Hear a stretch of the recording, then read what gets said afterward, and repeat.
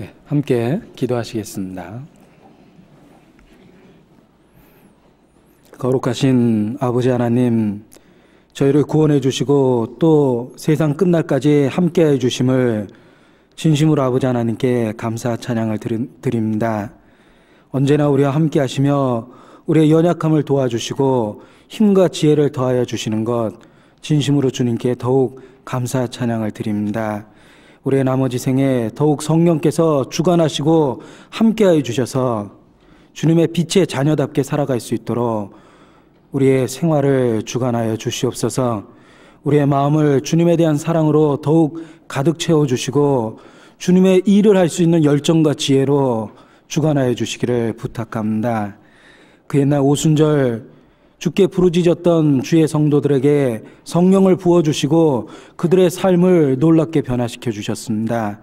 그들을 통해서 이 생명의 복음을 지금까지 온 세상 구석구석 전해주고 계십니다. 우리 각 사람도 그와 같이 이 복음의 역사 가운데 귀하게 쓰여질 수 있도록 주관하여 주시고 성령의 감동과 감화하심으로 함께해 주시기를 더욱 주님 앞에 간절히 기도합니다. 우리의 보내는 모든 시간 중에 헛되게 보내는 시간이 없도록 주관하여 주시고 우리의 마음과 생각을 온통 주님에 대한 생각과 사랑으로 주관하여 주시기를 주님 앞에 부탁합니다. 특별히 어려운 처지에 있는 형제자매님들 이 시간 하나님 앞에 기억하고 같은 마음으로 하나님 앞에 간절히 그들을 위하여 기도합니다. 병상의 고통에 있는 그들을 주님 능력 가운데 고쳐주시고 더욱 나머지 생애가 주님 안에서 살아갈 수 있도록 필요한 건강과 또한 지혜로 채워주시기를 주님 앞에 부탁합니다. 환난과 핍박 중에 있는 또한 주의 귀한 성도들 이 시간 기억해 주시고 그 모든 어려움으로부터 또한 건져주시기를 주님 앞에 간절히 간구합니다. 언제나 우리의 연약함을 도와주시고 함께해 주시는 주님께 더욱 감사를 드리고 이 시간도 친히 말씀 가운데 우리를 교훈하여 주시며 주님의 귀한 뜻을 말씀 가운데 비춰주시고 보여주시기를 일단 주님 앞에 간절히 기도합니다. 도와주시고 우리 가운데 두루 역사해 주시옵소서. 말씀을 대언하는 부족한 사람의 입술도 주관하여 주시고 듣는 모든 사람의 마음과 생각을 오직 하나님의 영광을 위하여 주관하여 주시고 다스려 주시기를 간절히 간구합니다. 이 한 시간 온전히 주께 의지하며 우리를 죄악 가운데서 구원해 주신 예수님의 이름으로 기도드렸습니다. 아멘. 네, 신약성경 로마서 5장 말씀을 같이 찾겠습니다.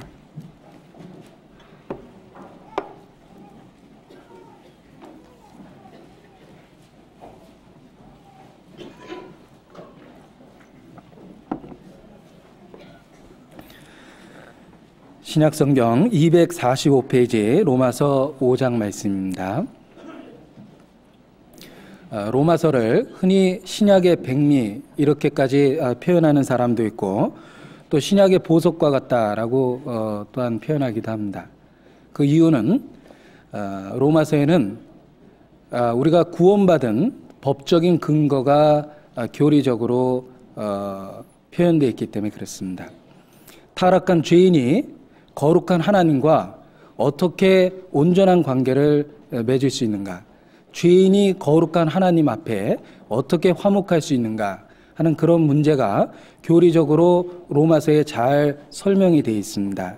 그래서 신약의 백미다 또는 보석이다라는 그런 표현으로 그 중요성을 일깨우고 그렇습니다. 로마서를 하나님 앞에 우리의 법적인 어떤 권리를 로마서에서 확인해 볼 수 있다 이렇게 표현할 수 있습니다. 죄인이 법적으로 하나님의 공의 앞에서 어떻게 죄를 용서받고 의롭다함을 받을 수 있는가, 그런 문제가 교리적으로 신약 성경에 잘 설명이 되어 있습니다. 우리의 믿음의 내용, 우리의 모든 소망을 걸어놓은 그 근거가 하나님 앞에 법적인 근거가 로마서에 표현되어 있는 겁니다. 로마서를 차례대로 읽다 보면 하나님 앞에 우리의 타락된 본성을 폭로합니다. 모든 사람이 죄를 범하였음에 하나님의 영광에 이르지 못하더라. 모든 사람을 하나님의 법 앞에 고발합니다. 우리의 타락된 죄를 폭로합니다. 그런데 죄에 대한 폭로로 끝나는 것이 아니라 곧 그 죄인에게 하나님의 은혜가 준비됐고 나타났다는 이야기를 합니다. 예수 그리스도의 죽음과 부활을 통해 우리가 법적으로 하나님 앞에 그 죄를 합법적으로 용서받을 수 있다는 이야기를 또 해줍니다. 그리고 구원받은 사람이 성령을 따라 사는 생활이 어떠한 생활인지 또 실질적인 삶에 대한 이야기도 기록이 되어 있습니다. 우리 마음에 구원을 갖게 되는 궁금한 점들, 그런 궁금한 것들에 대한 대답도 로마서에 차례대로 또한 나타나고 있습니다. 그 중에 하나가 유대인 그리고 이방인의 관계는 어떻게 되는 것이냐, 이런 부분도 로마서에 잘 설명이 되어 있고, 또 실질적으로 우리의 삶 속에서 어떻게 그리스도인이 생활 속에서 살아가야 되는가 하는 생활적인 권면까지 아주 짧은 로마서 16장에 교리적으로 체계적으로 잘 설명이 되어 있다, 이렇게 표현할 수 있습니다. 로마서는 아주 짧습니다. 16장까지 있는 짧은 성경 중에 하나입니다. 그러나 아주 짧고 작은 부분을 차지하지만 우리에게는 하늘나라에 들어가는 법과 같은, 헌법과 같은, 그리스도인이 죄인이 어떻게 하나님 앞에 의롭다함을 얻을 수 있는지 그러한 법적인 근거에 대해서 이 로마서 교리적으로 우리에게 잘 설명해주고 있는 말씀입니다. 이 로마서의 중요성을 일깨우는 표현을 먼저 해봤습니다. 그 짧은 성경이지만 그야말로 이 세상에 있는 화폐 가치로는 표현할 수도 없는 그런 엄청나게 귀한 그런 가치를 갖고 있다라고 얘기할 수 있습니다. 한 사람의 영혼은 천하보다 더 소중하다고 그랬는데 이 로마서의 말씀은 그 천하보다 더 소중한 영혼이 구원을 받을 수 있는 근거를 제시합니다. 결국은 한 구절 한 구절이 그 어느 보석보다 값비싼 말씀이라고 표현할 수 있습니다. 그래서 오늘 로마서 5장 1절로 11절까지의 말씀을 함께 읽겠는데, 정말 보석을 다루듯이 그 보석의 귀중함과 소중함을 느끼면서 보석을 다루듯이 아주 값비싼 골동품을 옮기듯이 그런 마음으로 한 구절씩 제가 먼저 읽고 또 다 같이 읽고 해서 11절까지의 말씀을 차례대로 읽어보겠습니다. 제가 먼저 읽겠습니다. 그러므로 우리가 믿음으로 의롭다 하심을 얻었은즉 우리 주 예수 그리스도로 말미암아 하나님으로 더불어 화평을 누리자.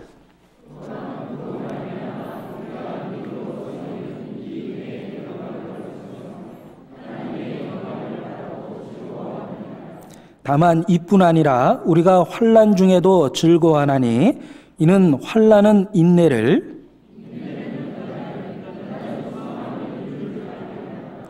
소망이 부끄럽게 아니함은 우리에게 주신 성령으로 말미암아 하나님의 사랑이 우리 마음에 부은 바 됨이니.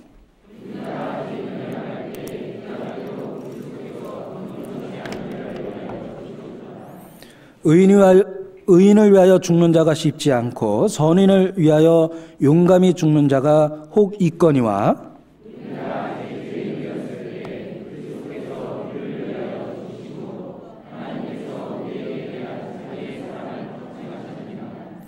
그러면 이제 우리가 그 피를 인하여 의롭다 하심을 얻었은즉 더욱 그로 말미암아 진노하심에서 구원을 얻을 것이니.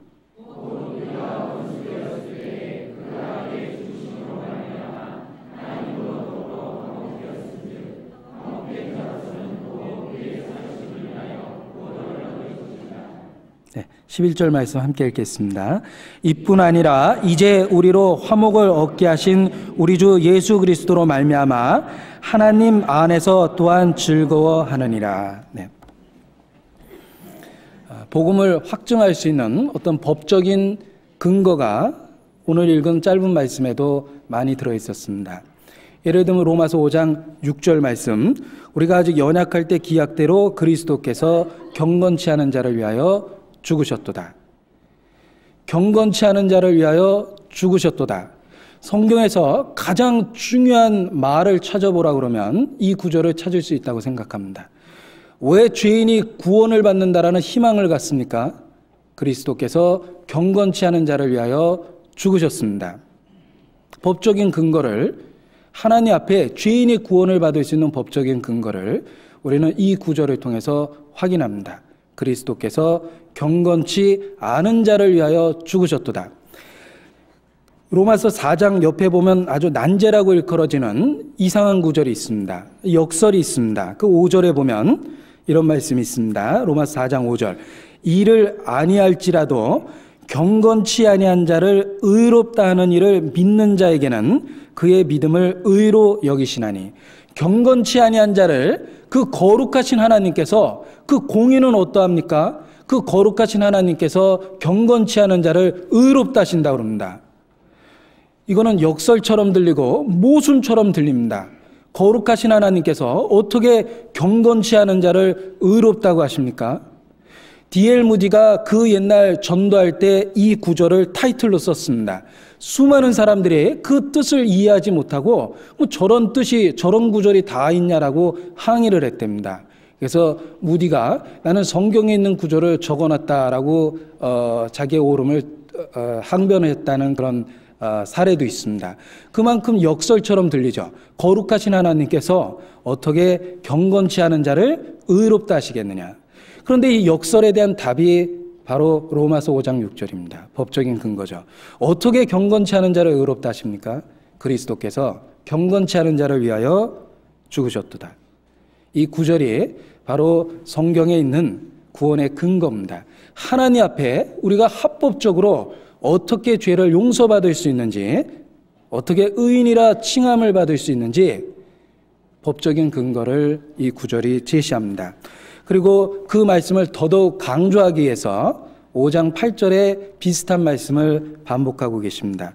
우리가 아직 죄인 되었을 때 그리스도께서 우리를 위하여 죽으심으로 하나님께서 우리에 대한 자기의 사랑을 확증하셨느니라.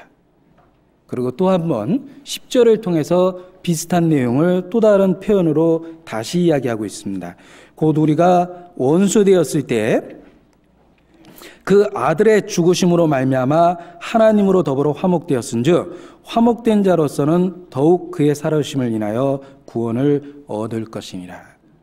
경건치 않은 자가, 타락한 죄인이 거룩한 하나님 앞에 어떻게 의롭다함을 받을 수 있는지 이와 같이 로마서가 법적인 근거를 제시해주고 있습니다.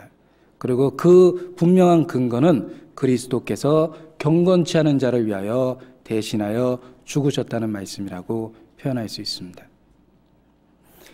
스펄전 목사님께서 평생 설교하시고 돌아가시게 됐습니다. 그분에게 어떤 사람이 임종의 순간에 있는 그 원로 목사님에게 질문을 했습니다. 목사님께서 평생 설교하신 그 설교의 말씀을 한마디로 이야기하면 무엇입니까?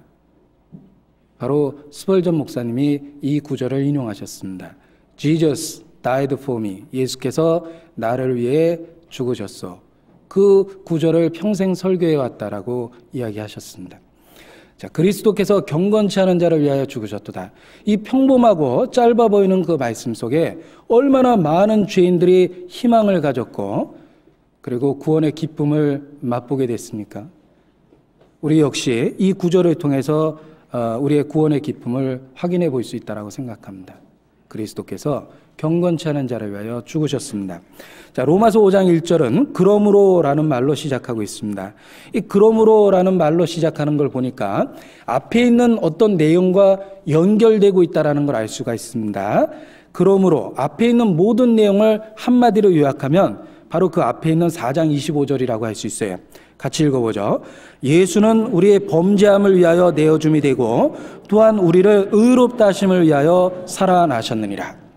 성경은 예수 그리스도에 대해서 증거합니다.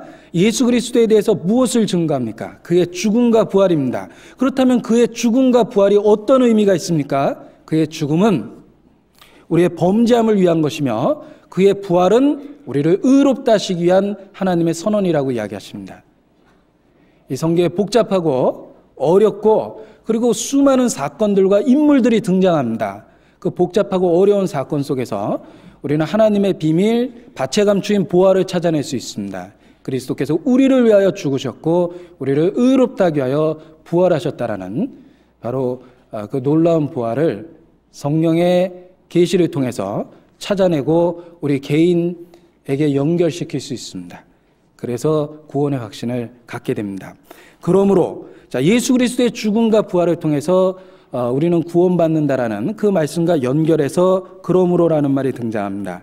우리가 믿음으로 의롭다 하심을 얻었은즉, 그러므로 믿음으로 우리가 의롭다 하심을 얻었은즉 그랬습니다. 이 얻었은즉이라는 표현 속에서 이 구원이 우리 스스로에게서 나지 않았다라는 것을 일깨워 줍니다.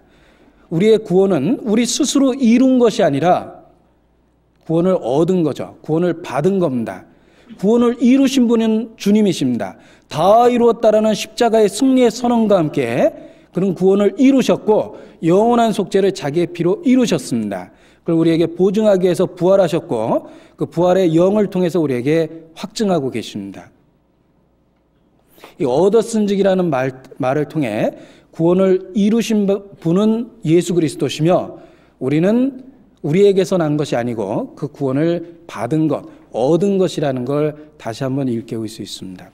이 구원이 우리 스스로에게서 나지 않았다라는 것은 너무나 분명한 사실이요. 그리고 우리가 그 사실을 강조해야 된다고 생각합니다.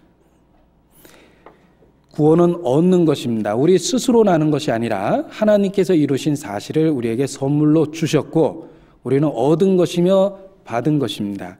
하나님은 세상을 이처럼 사랑하사 독생자를 주셨습니다. 저를 믿는 자마다, 믿는다라는 제일 쉬운 번역은 영접한다, 받아들인다는 의미로 표현할 수 있습니다.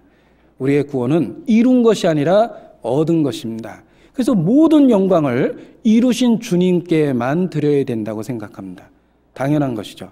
아무리 강조해도 지나치지 않은 놀라운 진리지만 우리는 그것을 하나님 안에서 당연하게 느낍니다. 이 구원이 우리에게서 나지 않았다라는 것은 우리의 위치를 깨달을 때 더욱 확실해집니다. 하나님 앞에 타락된 인간의 위치를 깨달을 때 이 구원은 얻었다라는 것을 우리는 더욱 분명히 알 수 있습니다. 우리의 위치를 설명해 주는 구절이 반복해서 나옵니다. 지금 읽은 본문에서 표현 4가지를 찾아보면 우리의 타락된 위치를 가리켜주는 4가지 표현입니다. 첫 번째는 6절에 우리가 아직 연약할 때라는 표현입니다. 그 다음에 경건치 않은 자를 위하여 죽으셨다 그랬죠? 우리는 경건치 않습니다. 그리고 8절에 우리가 아직 죄인 되었을 때 우리는 죄인 되었습니다. 그리고 10절에 결정적으로 이렇게 이야기합니다. 우리가 하나님과 원수 되었을 때. 자, 이 4가지 표현은 바로 우리의 상태를 그대로 폭로합니다. 우리는 연약합니다. 경건치 않습니다. 우리는 죄인 되었습니다. 우리는 하나님과 본성적으로 원수되어 있었습니다. 이것이 우리의 상태입니다. 우리가 연약하다라는 걸 우리는 부인할 수 없습니다. 아무리 굳게 결심해도 우리는 흔들립니다.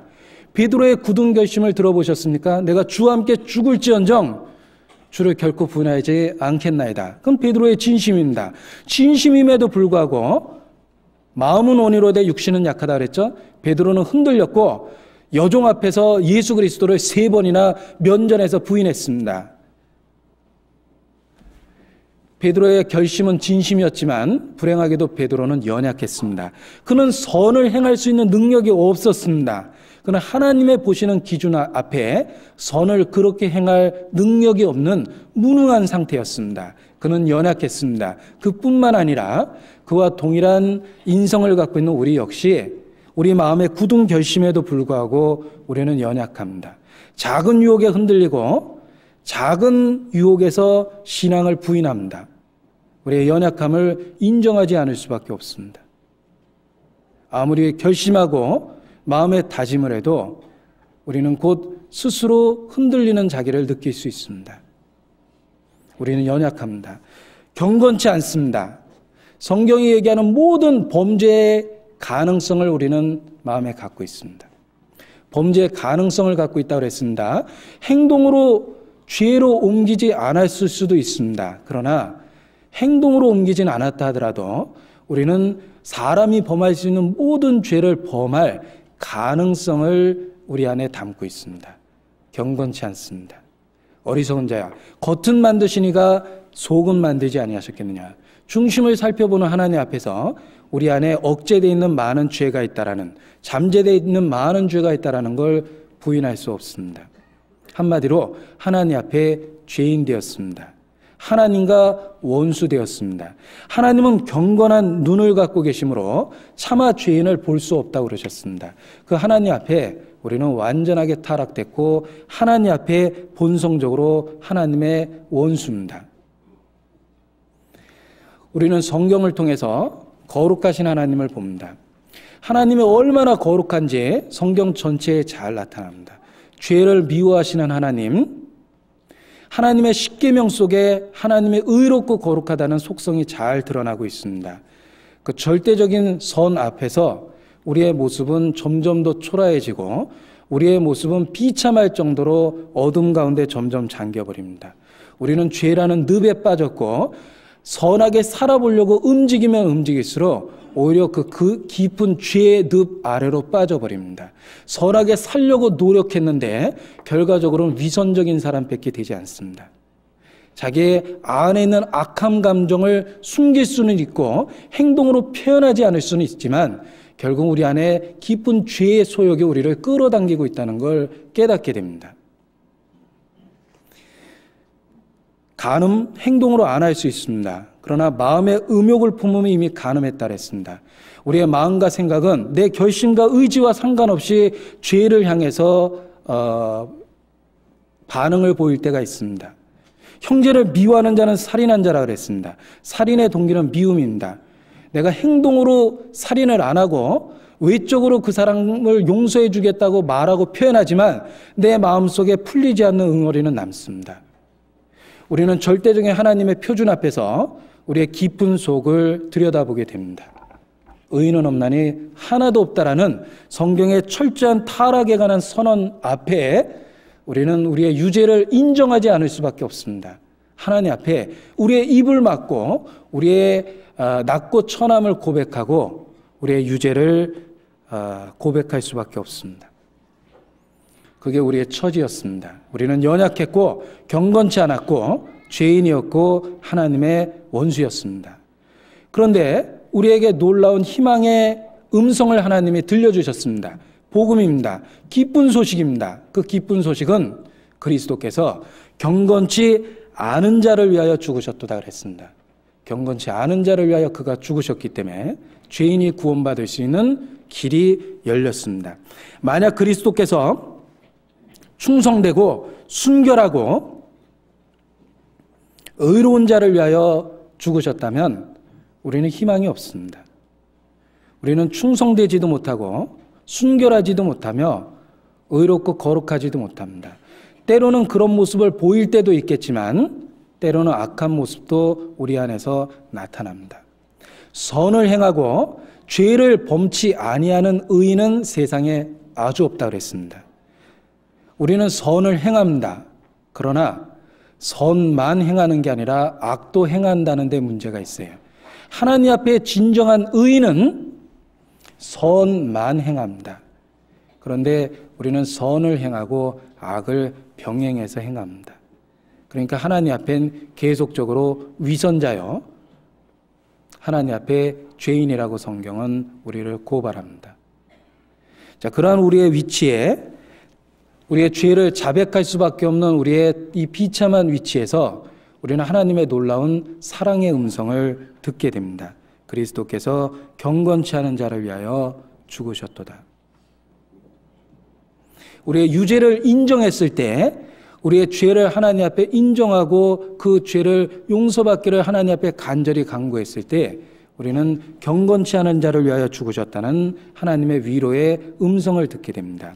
자기의 죄를 숨기는 자는 형통치 못하나 죄를 자복하고 버리는 자는 불쌍히 여김을 받으리라. 바로 하나님 앞에서 우리의 유죄를 우리 마음으로 인정했을 때 우리는 죄인을 부르러 오셨다는 그리스도의 음성을 듣게 되고 곧 그가 경건치 않은 자를 위하여 죽으셨다라는 놀라운 사랑의 표현을 보게 됩니다. 구원을 받는 첫 번째 조건은 예수 그리스도의 부르심 속에 나타나 있습니다. 내가 의인을 부르러 온 것이 아니라 죄인을 부르러 왔다. 구원을 받을 수 있는 유일한 조건은 자기의 죄에 대한 자백과 하나님 앞에 통회하는 마음이라고 이야기할 수 있습니다. 여호와의 구하시는 제사는 상한 심령이라 상하고 통회하는 마음을 주께서 멸시치 아니하시리라. 이 성경을 통해서 너무나 단순해 보이지만 놀라운 진리는 바로 그리스도께서 경건치 않은 자를 위하여 죽으셨다는 그 사실이라고 생각합니다. 그 간단한 말 속에 하나님의 놀라운 사랑이 들어있고 나 같은 죄인이 구원받을 수 있는 법적인 근거가 너무나 명백하게 나타나 있습니다. 우리의 살아온 시간을 한번 되돌아보십시오. 우리의 삶의 흔적을 스스로 한번 살펴보십시오. 그 과거에 대한 기억이 우리의 얼굴을 뜨겁게 만들지 않습니까? 우리의 삶은 지나간 때가 족하다라는 표현처럼 이미 많은 죄를 짓고 살아왔습니다. 모태로부터 벗어났고 우리는 나면서부터 본성을 쫓아 살았습니다. 내가 원하는 것을 했고 내가 하고 싶은 일을 했고 내가 하고 싶은 행동을 하면서 살았습니다. 마음과 본성에 원하는 것을 하여 본질상 진노의 자녀였다. 우리의 살아왔던 인생길을 한번 뒤돌아보십시오. 그 삶의 모든 흔적 속에 죄가 있었다라는 걸 발견할 겁니다. 그런데 놀라운 것은 그 죄인을 부르시고 그 죄인을 위해서 그리스도께서 죽으셨다는 사실입니다. 이사야서 51장 1절을 보겠습니다.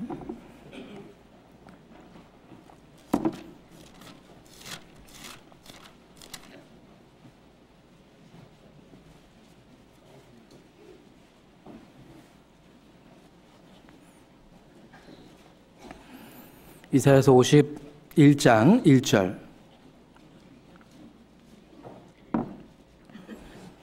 같이 읽죠. 의를 쫓으며 여호와를 찾아 구하는 너희는 나를 들을지어다. 너희를 떠낸 반석과 너희를 파낸 우묵한 구덩이를 생각하여 보라. 우리가 어디에서 어떤 처지에 구원을 받았는지 생각해 보라고 이야기합니다. 우리가 하나님의 은혜 속에서 새삼스럽게 우리가 어떤 처지에서 구원을 받았는지 뒤를 돌아다 볼 필요가 있습니다. 뒤를 돌아다 보니까 너희를 떠낸 반석과 이 세상의 죄라는 굳은 반석에 우리는 아주 본성적으로 강하게 붙어서 살았습니다. 너희를 파낸 우묵한 구덩이를 생각하여 보라. 우리는 기가 막힌 죄라는 그 구덩이 속에 빠져서 그 안에서 살아갔습니다. 그런데 그 안에서부터 우리를 구원하셨습니다. 너희를 떠낸 반석과 너희를 파낸 우묵한 구덩이를 생각하여 보라. 우리가 어떤 기가 막힐 죄로부터 구원을 받았는지 새삼스럽게 일깨운다면 성경에 나와 있는 하나님의 사랑이라는 그 사랑이라는 평범한 단어 속에 얼마나 놀랍고 깊은 사랑이 들었는지 더욱 깨닫게 될 겁니다. 죄를 깨달으면 그만큼 사랑이 깊어집니다. 많이 사함받은 자가 많이 사랑하느니라. 그렇게 말씀하셨습니다. 에레미야 2장 이사야서 다음에 에레미야 2장 23절입니다.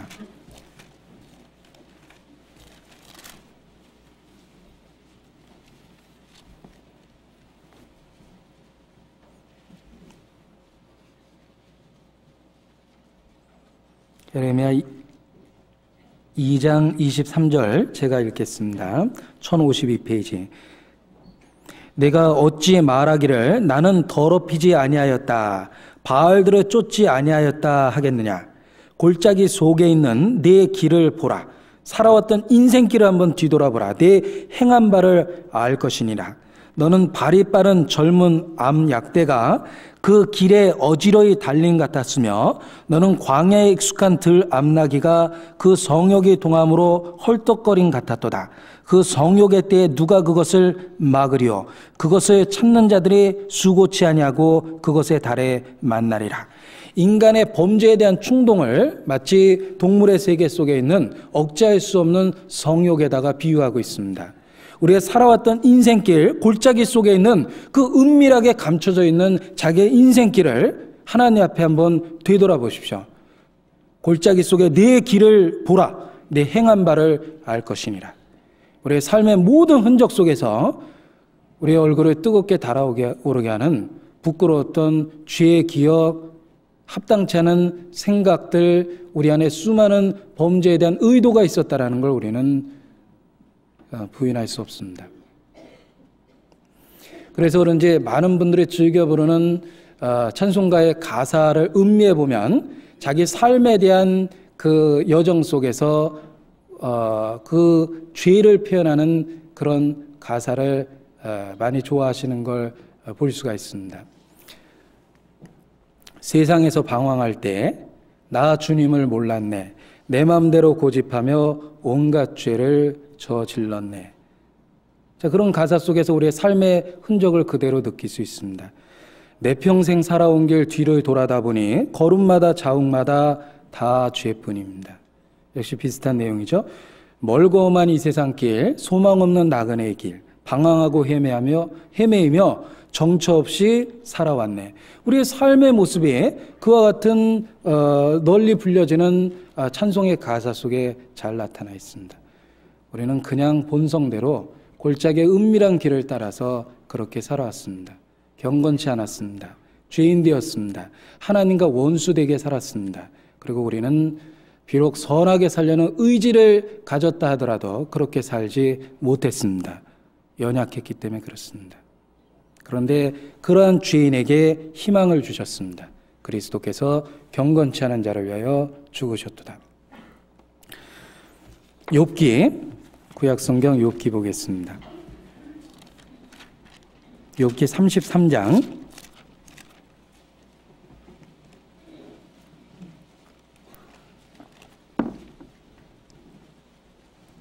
24절입니다.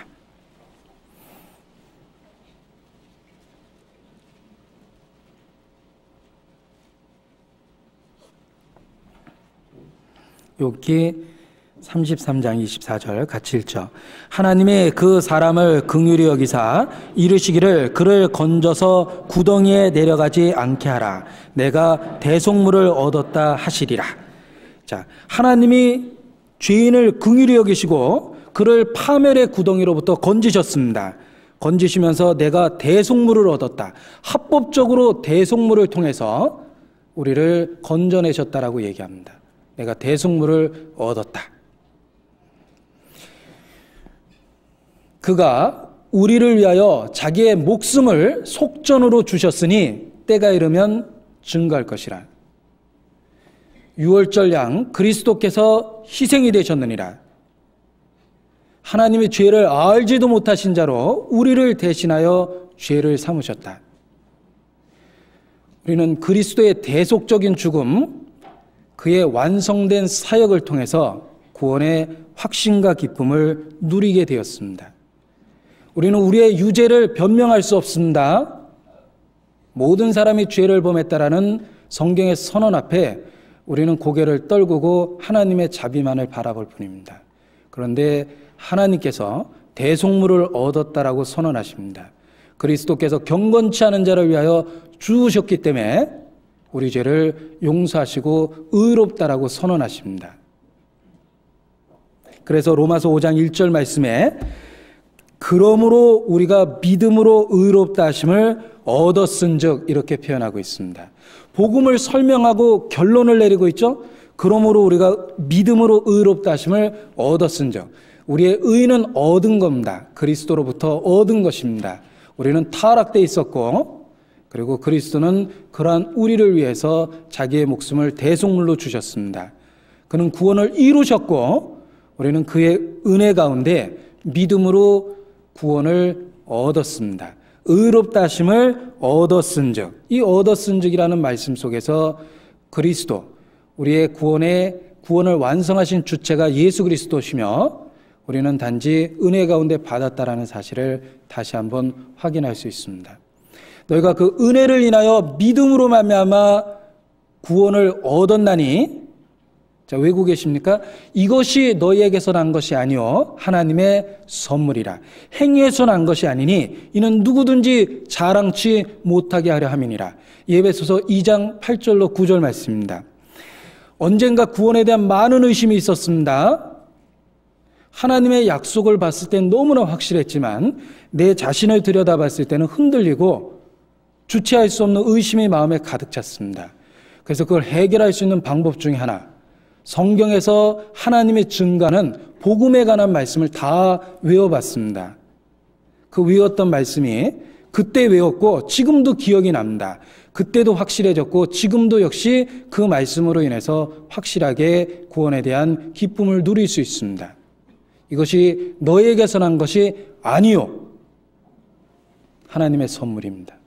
행위에서 난 것이 아니니 이는 누구든지 자랑치 못하게 하려 함이니라.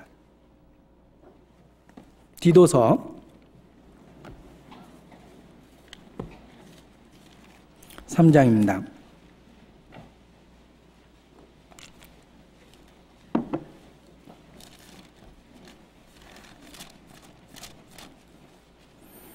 디도서 3장 4절 5절.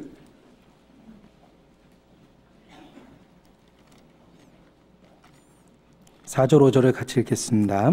우리 구주 하나님의 자비와 사람 사랑하심을 나타내실 때에 우리를 구원하시되 우리의 행한 바 의로운 행위로 말미암지 아니하고 오직 그의 긍휼하심을 쫓아 중생의 씻음과 성령의 새롭게 하심으로 하셨나니.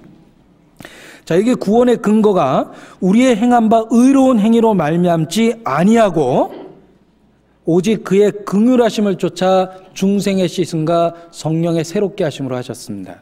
우리의 의로운 행위로 말미암지 아니하고 오직 그의 긍휼하심을 쫓아 그가 하셨습니다. 자, 이러한 복음에 대한 분명한 강조, 우리는 믿음으로 말미암아 예수 그리스도를 통해 구원을 받는다라는 이러한 복음에 대한 강조는 우리의 삶에 있어서 항상 필요합니다. 왜? 우리의 일상의 삶 속에서 하나님의 영광만을 나타내고 우리의 위치를 하나님 앞에 겸손하게 가장 낮은 곳에 계속해서 둘 수가 있습니다. 복음의 근본적인 말씀으로부터 멀어지면 우리의 위치는 점점 높아지고 교만해집니다. 그러나 복음의 근본적인 원리 위에 우리가 굳게 서 있다면 모든 영광은 하나님께만 돌리고 우리는 가장 낮은 곳에서 하나님을 찬양할 수 있습니다. 계속해서 자기의 위치를 깨닫고 겸손하게 하나님의 은혜에 대해서 단지 찬송할 수 있습니다. 복음의 근본적인 원리가 우리 마음에 분명할 때 우리는 겸손하고 겸손을 유지할 수 있다라고 생각합니다. 왜? 복음은 인간의 자랑을 허락하지 않습니다. 복음은 하나님의 영광만을 나타냅니다. 그 복음의 근본적인 교리에 우리가 굳게 서 있을 때 하나님 앞에 우리의 주제를 깨닫고 우리의 낮은 위치를 고수하여 그곳에 계속 머무를 수 있도록 도와줍니다.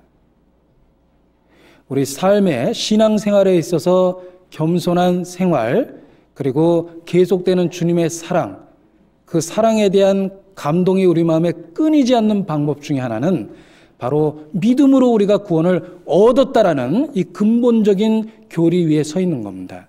우리의 위치를 깨닫게 해주며 하나님의 영광을 나타내주고 그리고 계속해서 우리의 낮은 겸손의 위치에 우리가 머무를 수 있도록 우리 마음을 낮춰줍니다. 그래서 복음에 대한 이야기는 우리가 아무리 강조해도 지나친 게 절대 아니라고 생각합니다.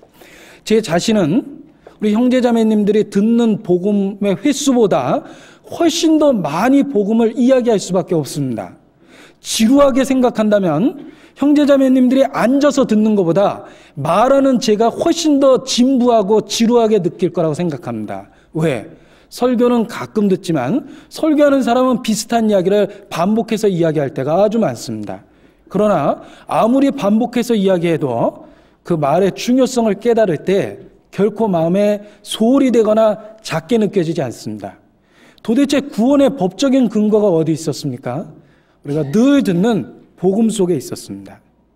그리스도께서 경건치 않은 자를 위하여 죽으셨다라는 그 가장 간단한 말씀 속에 우리의 모든 소망이 걸려 있고 우리 모든 구원의 근거가 거기 놓여 있습니다. 그것은 우리가 붙들고 있어야 될, 항상 붙들고 있어야 될 생명줄이라고 생각합니다.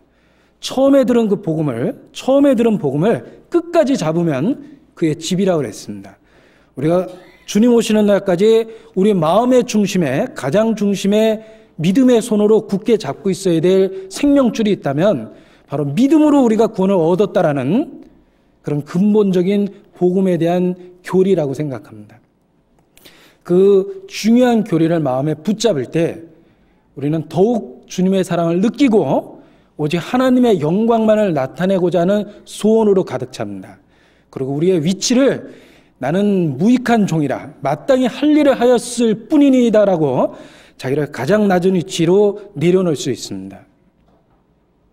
주님이 영광 중에 재림하셔서 우리를 그의 영광으로 높이는 그날까지 육체를 갖고 있는 우리가 가장 낮은 곳에 머무를 수 있게 해주는 진리가 바로 믿음으로 구원을 얻었다라는 근본적인 교리라고 생각합니다. 모든 영광은 하나님께만 돌릴 수 있습니다. 자, 그러한 그 근본적인 믿음으로 구원을 얻었다라는 그 생명과 같은 교리를 우리 마음에 붙잡을 때 우리는 더욱 겸손한 마음으로 주님의 몸된 교회 안에서 서로 낮추고 서로를 자기보다 더 높게 여기고 낮게 여기고 그리고 겸손한 가운데 생활할 수 있게 될 거라고 생각합니다. 고린도 후서 3장입니다.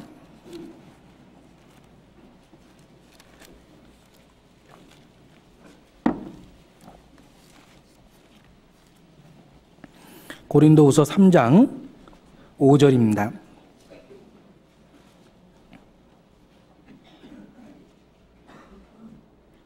같이 읽죠. 우리가 무슨 일이든지 우리에게서 난 것 같이 생각하여 스스로 만족할 것이 아니니 우리의 만족은 오직 하나님께로서 났느니라. 자, 구원 얻은 이후에 우리의 삶은 변화되고 성령은 우리 안에 선한 역사를 하십니다. 그래서 우리의 삶이 외적으로 수없이 많은 변화를 겪습니다.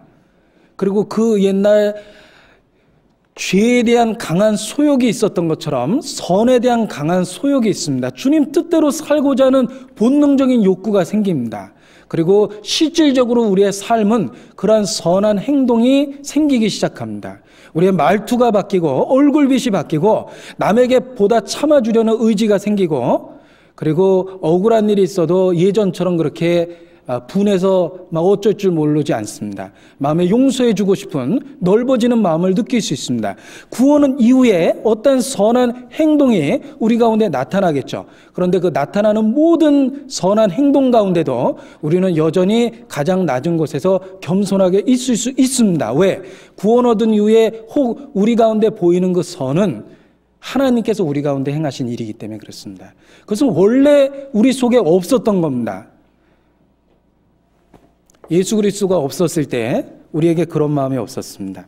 그리스도가 우리 안에 계셨기 때문에 내가 할 수 없었던 선한 의지가 생기고 선한 말투가 나오고 선한 행동이 나오고 삶의 모습이 바뀌는 겁니다. 우리 안에 혹 선한 모습이 보였다 하더라도 그 모든 영광은 우리를 구원하신 주님의 몫입니다. 그가 우리 안에서 활동하신 결과입니다. 결코 우리에게서 난 것은 하나도 없습니다. 혹 우리가 실수해서 본성에 악한 걸 보여줬다면 그게 우리의 본래 모습이죠. 그건 실수가 아니라 내 모습입니다. 그런데 내 모습 속에서 선한 모습을 봤다면 그건 우리 안에 역사하신 성령의 역사요. 그 영광은 주님의 것이라고 생각합니다. 우리가 무슨 일이든지 우리에게서 난 것과 같이 생각하여 스스로 만족할 것이 아니니 우리의 만족은 오직 하나님께로서 났느니라. 우리 삶의 변화를 통해 선한 역사가 일어난다면 그 선한 일 속에서 영광을 받을 분은 우리 서로가 아니라 바로 우리를 구원하신 주님입니다. 나 같은 죄인을 그렇게 말할 수 있도록 바꿔주신 주님, 나 같은 죄인이 그렇게 마음이 넓어지고 선한 행동을 할 수 있도록 도와주신 주님, 그 주님께 더욱 감사 찬양을 드려야 된다고 생각합니다. 우리에게서 난 것이 아니요 스스로 만족할 것이 아니라고 이야기합니다. 우리의 삶의 변화 가운데 영광은 주께 있습니다. 주께만 있습니다. 고린도전서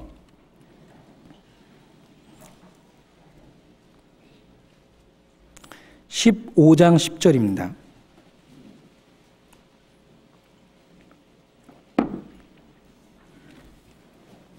고린도후서 15장 10절입니다. 같이 읽죠.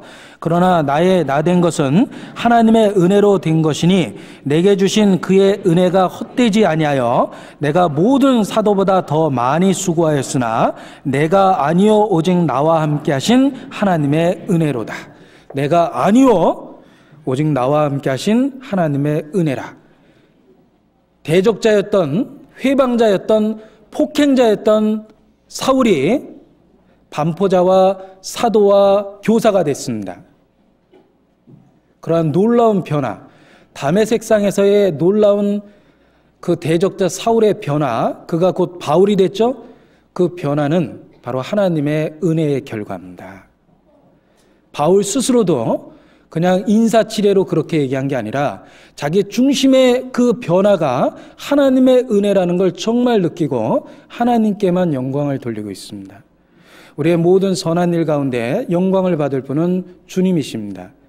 원래 우리는 그러한 서로에게 사랑을 베풀거나 선을 베풀 만한 마음의 여유가 없었습니다. 우리는 단지 본성 속에 있었고 지극히 계산적이었습니다. 우리 삶의 변화가 있고 선한 열매가 있다면 더더욱 주님께 찬양하고 그 모든 선한 일의 근거가 우리를 구원하신 주께로 왔다라는 걸 잊어서는 안 될 거라고 생각합니다.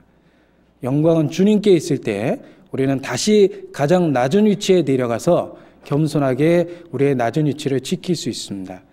그리고 우리를 변화시킨 주님을 단지 찬양할 수 있을 거라고 생각합니다. 로마서 5장을 다시 보겠습니다. 그러므로 우리가 믿음으로 의롭다 하심을 얻었은즉, 바로 우리는 믿음으로 얻은 것이며 그 구원을 이루신 분은 하나님이시며 주님이시다.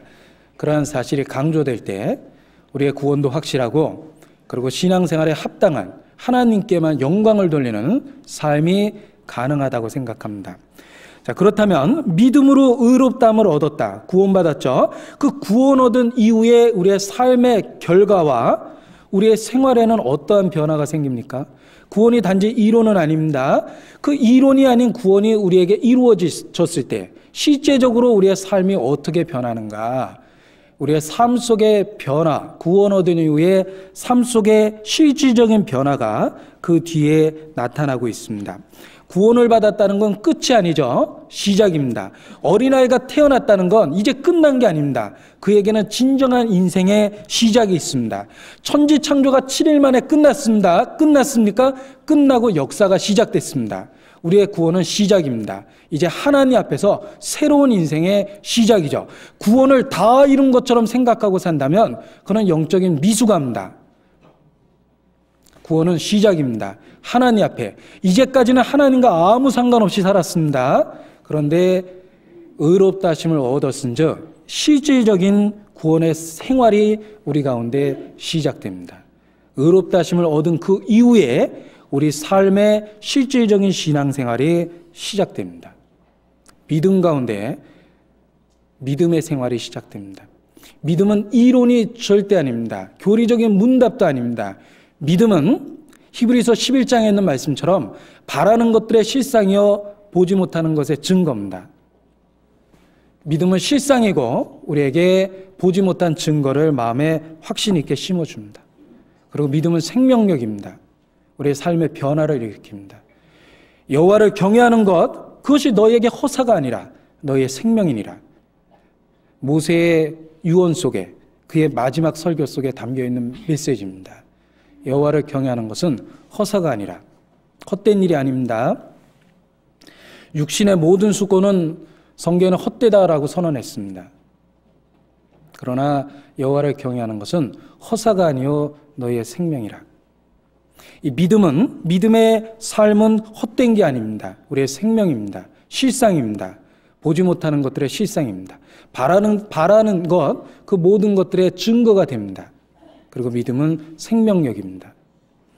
정말 구원 얻은 자의 믿음은 그 안에서 바라는 것들의 실상이 되며 보지 못하는 것들의 증거가 되고, 그리고 그 믿음은 실질적으로 활동해서 움직인다라는 걸 성경은 증거해 줍니다. 자기의 믿음이 살아있는지 죽었는지 확인해 보는 것은 아주 중요합니다. 내가 믿음 안에 있는가 내 자신을 시험하고 확증하여 보라. 그리스도가 너희 안에 계신 것을 내가 스스로 알지 못하면 너희가 버리운 자니라 그랬습니다. 그리스도께서 우리 안에 계시고 있다는 걸 어떻게 느낍니까? 그는 안에 계십니까? 두루 역사하시고 활동하십니다. 그가 두루 다니시며 우리의 삶의 구석구석을 변화시킵니다. 가치관을 바꿔주고 생각을 바꿔주고 성격을 바꿔주고 인격을 바꿔줍니다. 그는 역사하십니다. 활동하십니다. 자기가 믿음 안에 있는 걸 어떻게 합니까? 자기의 믿음이 활동성이 있냐? 생명력이 있냐? 자기 삶에 정말 기쁨을 주고 소망을 주고 있느냐? 그러한 것을 통해서 우리의 믿음의 진위 여부, 진짜인지 가짜인지 여부를 확인해 볼 수 있다라고 생각합니다. 믿음은 활동성이 있습니다. 결코 죽어있고 움직이지 않는 게 아니에요. 믿음은 우리의 삶에 실질적인 변화를 줍니다. 누구든지 그리스도 안에 있으면 새로운 피조물이라. 보라, 이전 것은 지나갔으니 새 것이 되었도다 그랬습니다. 정말 주님 재림하실 그 얼마 남지 않은 날에 우리의 믿음을 한번 확인해 보십시오. 내가 믿고 우리의 삶이 무엇이 바뀌었습니까? 교리 문답의 내용이 바뀌었습니까? 그렇지 않습니다. 교리 문답의 내용이 바뀐 것이 아니라 우리 삶에 변화가 생겼고 기쁨이 생겼고 확신이 생겼고 우리의 삶의 방향과 가치관과 목표가 바뀌었습니다. 그 놀라운 변화는 어떤 이론으로도 설명하지 못합니다. 아무리 그럴듯한 이론도 사람을 그렇게 송두리째 바꿔놓지 못합니다. 그런 삶의 변화는 성령의 역사입니다. 우리는 그런 변화를 통해 우리의 믿음의 진실성을 스스로도 확인해 볼 수 있습니다. 믿음은 활동합니다. 역사합니다. 생명입니다. 움직입니다. 얼마나 많은 믿음의 선진들이 그 믿음을 갖고 삶의 문제를 해결했습니까? 히브리서 11장에 보면 저희가 믿음으로 나라들을 이기기도 하고 의를 행하기도 하며 약속을 받기도 하며 사자들의 입을 막기도 하며 불의 세력을 멸하기도 하며 칼날을 피하기도 하며 연약한 가운데 강하게 되기도 하며 전쟁에 용맹하기도 되며 이방 사람들의 그 신을 물리치기도 했다. 믿음은 그와 같이 역사 속에서 아주 다양한 방법으로 활동 있게 움직였습니다. 앞서간 믿음의 선진들의 믿음은 그와 같이 활동성이 있었고 실질적인 도움을 주었는데 우리 자신의 믿음은 어떻습니까? 관념입니까? 이론입니까? 교리 문답입니까? 아니면 정말 일상의 삶 속에서 변화를 일으키고 우리의 인격을 바꿔주고 삶의 소망을 바꿔줍니까? 우리의 믿음에 생명력이 있는지 우리가 스스로 확인해 봐야 될 거라고 생각합니다. 자, 이 로마서 5장 구원 얻은 이후에 우리의 삶에 어떠한 변화가 생기는지를 잘 묘사해 주고 있습니다. 그러므로 우리가 믿음으로 의롭다 하심을 얻었은즉, 자, 구원을 얻었다면 우리 주 예수 그리스도로 말미암아 하나님으로 더불어 화평을 누리자. 또한 그로 말미암아 우리가 믿음으로 서 있는 이 은혜에 들어감을 얻었으며 하나님의 영광을 바라고 즐거워하느니라. 자, 이 짧은 구절 속에 구원 얻은 이후에 우리의 삶에 나타나는 성격들이 잘 묘사되어 있습니다. 그 중요한 단어가 나타나죠. 화평, 은혜, 영광, 기쁨이 있습니다. 바로 믿음으로 의롭다 하심을 정말 얻었다면 우리의 삶 속에 이와 같은 단어들이 나타납니다. 하나님과의 화평, 평화가 있죠. 평강이 있습니다. 은혜가 있습니다. 하나님의 영광이 나타납니다. 우리의 마음에 기쁨이 있습니다. 그래서 이 복음이 말로만 너에게 이른 것이 아니라 성령과 능력과 큰 확신으로 된 것이니라. 그렇게 성경은 증가하고 있습니다.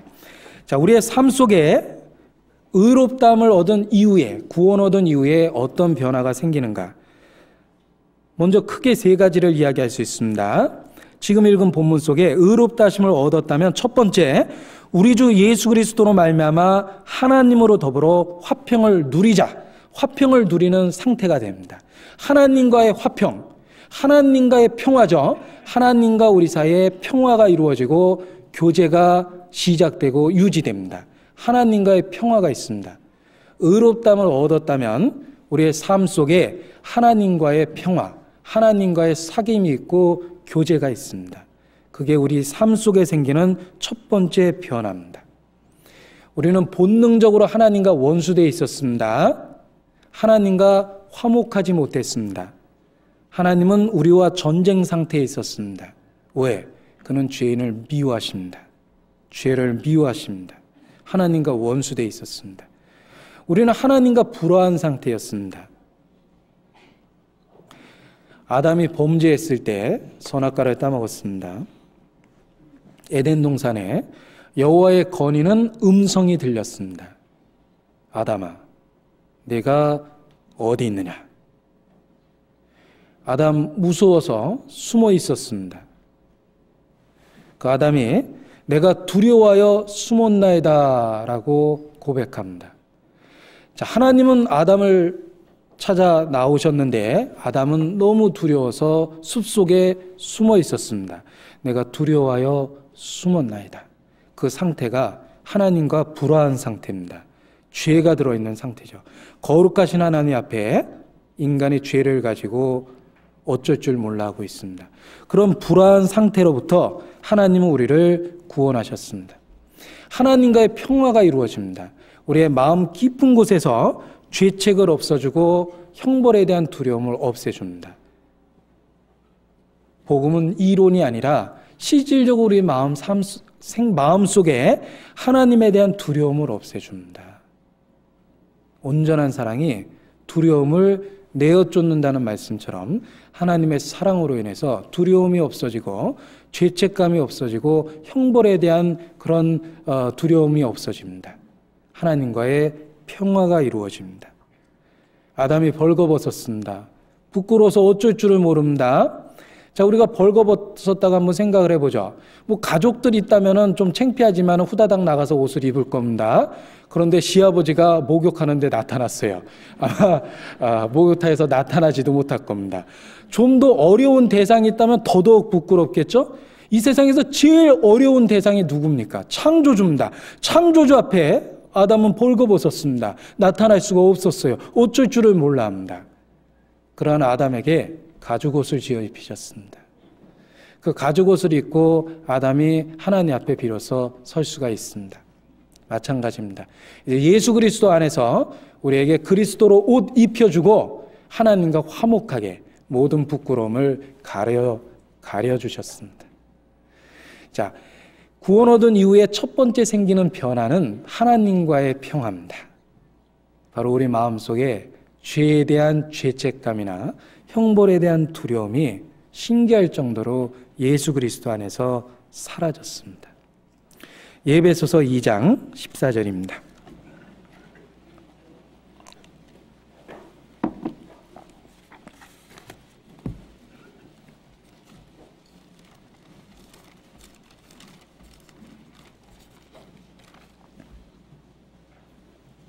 에베소서 2장 14절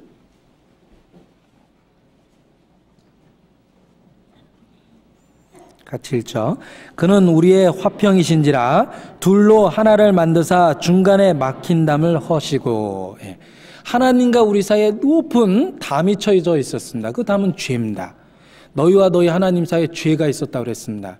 교도소의 높은 담은 사랑하는 아들을 만날 수 없게 어머니와 이별시켜 줍니다.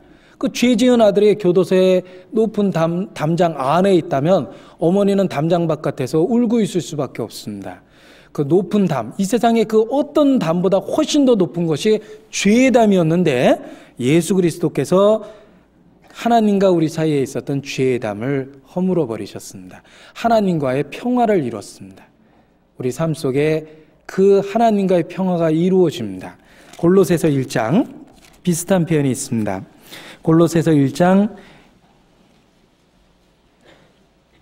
20절 22절까지 같이 한번 읽어보죠.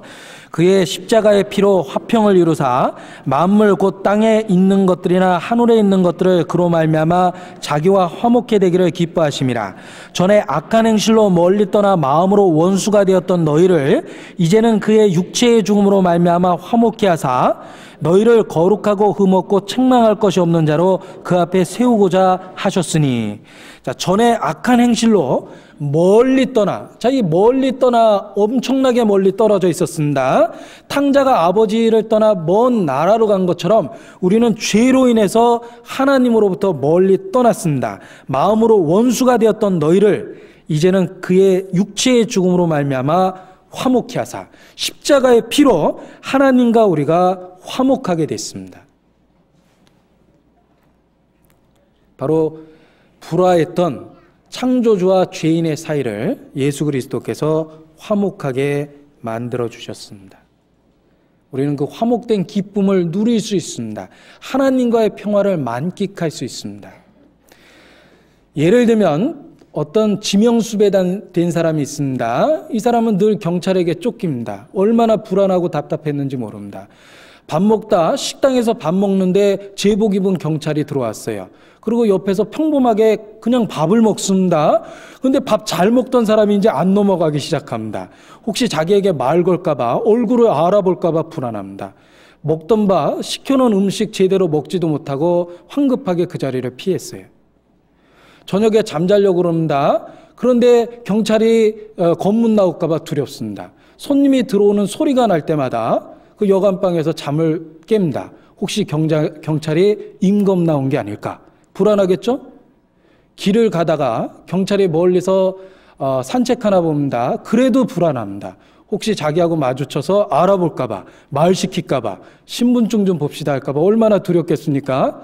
그렇게 불안에 떨면서 수배당해서 여기저기 피해 다니던 사람이 그 수배가 해제되고 이제 경찰이 더 이상 그 사람을 쫓지 않습니다. 얼마나 마음이 편해졌겠습니까? 이제는 뭐 파출소 앞에 지나가도 되고 파출소 앞에 있는 커피 자판기에서 커피 빼먹어도 아무렇지도 않습니다. 네.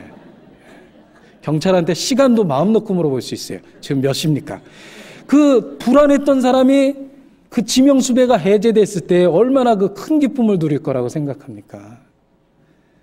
하다못해 경찰한테 쫓겨도 불안한 인간이 창조주와 원수돼서 쫓기고 있다면 삶 자체가 불안합니다.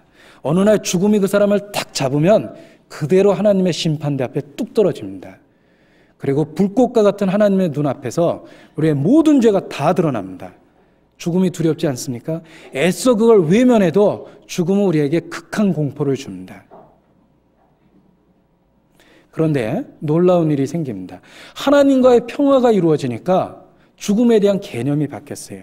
물론 미지의 세계에 대한 두려움은 있겠죠. 한 번도 겪어보지 않은 일이라서 어떨지 궁금하고 약간의 불안함은 있습니다. 그러나 근본적인 불안함이 없어졌어요. 하나님과의 평화가 그걸 가능하게 했습니다. 이 죽을 준비가 되어 있다는 건 놀라운 축복입니다. 이제 비로소 살 수 있는 기쁨이 생긴 거예요. 지금까지는 죽을까 봐 못 살았어요. 불안해서. 그런데 죽을 준비가 되니까 이게 살만 납니다. 아무 때나 죽을 수 있기 때문에 이제는 이 삶에 대해서 담대한 마음을 갖습니다. 하나님께서 부르신다면 그의 지혜 가운데 허락하신 가운데 오늘 나를 부른다면 얼마든지 하나님의 부르심에 응답할 수 있습니다. 죽을 준비가 되어 있다는 건 놀라운 축복입니다. 그게 어떻게 가능합니까? 바로 재판장이신 하나님과의 화평이 이루어졌기 때문에 그렇습니다. 우리가 구원을 얻었기 때문에 바로 그 하나님과의 평화를 즐길 수 있게 됐습니다. 예수 안에서 우린 화목했네. 예수 안에서 우린 화목했네. 하나님의 영광 함께 누릴 소망 있네. 예수 안에서 우린 화목했네. 그 가장 간단한 가사지만 정말 불러보면 힘있게 불러볼 수 있어요. 하나님의 영광 함께 누릴 소망이 생겼습니다. 예수 안에서 답이죠. 우린 화목했네. 하나님과의 평화가 이루어졌습니다. 그리고 이제 그 평화를 마음껏 누리고 살 수 있습니다.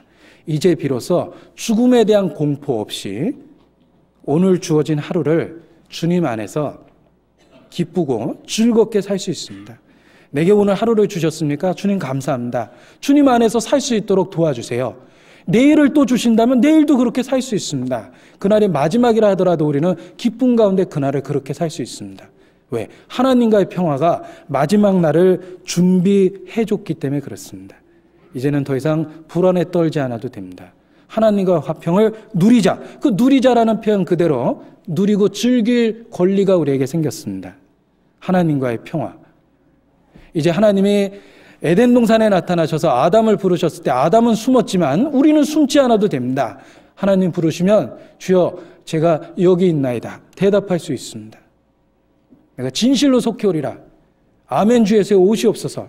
예수 그리스도 안에서 화평을 즐기고 있는 우리는 주님을 그렇게 맞이할 수 있습니다.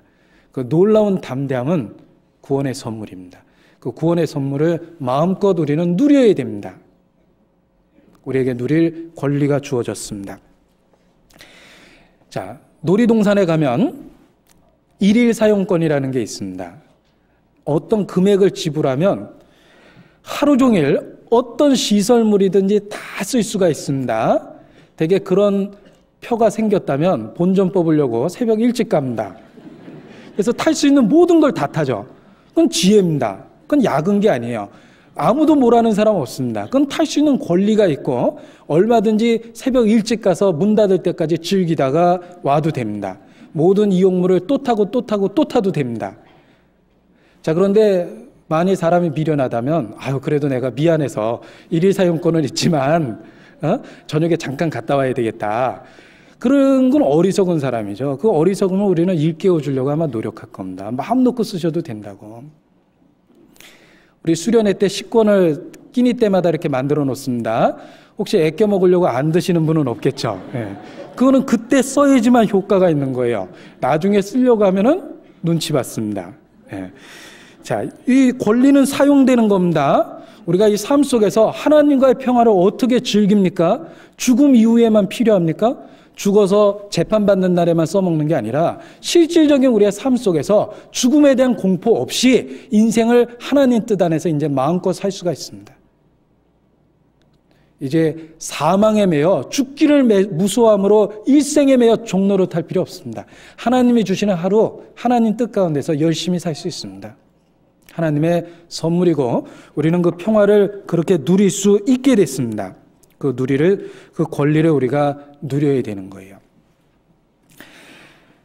자, 죽음 앞에서 하나님의 심판을 생각하지만 우리가 의롭담을 얻었다라는 이 놀라운 그 구원의 확신은 그 죽음조차에서도 평화를 즐길 수 있는 여유를 줍니다.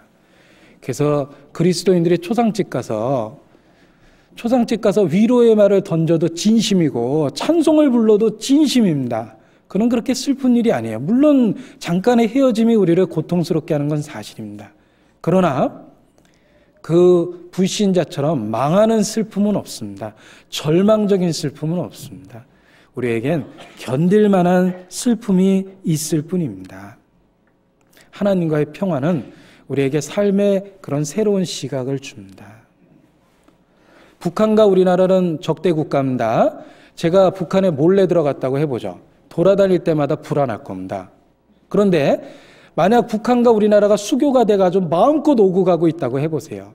그렇다면 평양 시내 한복판도 대낮에 활보해도 아무렇지도 않습니다.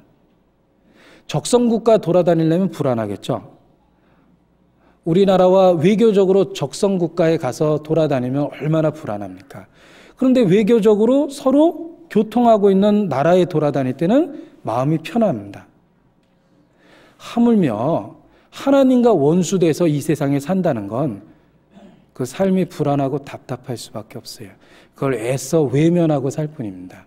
그러니까 죽음에 대한 공포가 그 사람을 억누르고 일상의 삶까지 정상적으로 살지 못할 정도로 그렇게 억압시켜 버립니다. 그러나 우리는 의롭다 하심을 얻었은즉 그리스도로 말미암아 하나님으로 더불어 화평을 누려야 됩니다. 우리의 권리입니다. 두 번째 우리에게 주시는 축복 2절 말씀입니다.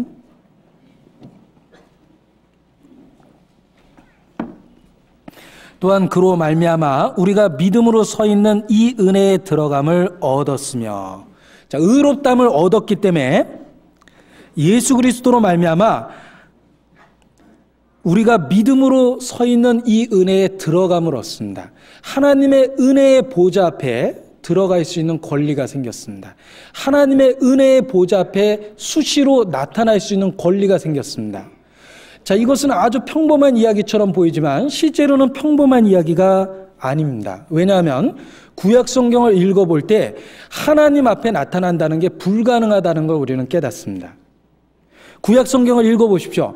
누가 하나님의 임재 앞에 나타날 수 있었습니까?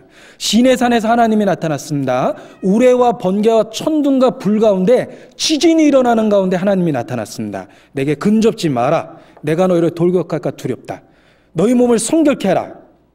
나를 보고 살 자가 없느니라. 시내산에 나타난 하나님 앞에 개든 짐승이든 사람이든 무론대소하고 아무도 하나님이 정한 지경 안으로 들어오지 못했습니다. 하나님 앞에 나타날 수가 없었어요. 거룩한 하나님 앞에 못 나타났습니다. 성막에 하나님의 임재가 있었습니다. 지성소죠. 그러나 지성소가 열려 있었습니까? 두께가 10cm 이상 되는 휘장으로 가로막혀 있었습니다. 유대인의 전승에 보면 그 휘장의 두께가 10cm랍니다. 황소 2마리가 양쪽에서 당겨도 절대 안 끊어진대요. 하나님이 계시는 지성소는 두꺼운 휘장으로 가로막혀 있었습니다. 들어갈 수가 없었습니다. 대제사장이 겨우 1년에 한 번씩 간신히 들어갔다 나왔죠. 하나님 앞에 못 들어갔습니다. 휘장이 가로막혀 있었습니다. 옛날에 왕 앞에 아무 허락도 없이 나타나면 그 자체가 죽어야 되는 이유입니다. 왕의 허락 없이 왕 앞에 보이면 그 자체가 죽어야 되는 이유였어요. 이 세상 왕 앞에 나타나는 것도 그렇게 무시무시했는데 성경에 왜 그런 이야기가 기록되어 있습니까? 거룩한 하나님, 천지를 지으신 창조주 앞에 누가 나타날 수 있습니까? 주께서 죄악을 감찰하시는데 누가 그 앞에 서리이까? 아무도 그 앞에 못 나타납니다. 하나님도 스스로 얘기하시기를 내가 그를 가까이 오게 하지 않으면 누가 내 앞에 나타나겠느냐? 하나님도 그렇게 표현하십니다. 하나님 앞에 이렇게 함부로 쉽게 나타날 수 있었던 게 절대 아닙니다. 그것을 우리가 깨닫는다면 하나님의 은혜의 보좌 앞에 우리가 나타난다는 게 얼마나 놀라운 축복이요 은혜인지 이해가 될 겁니다. 에레미야 30장입니다.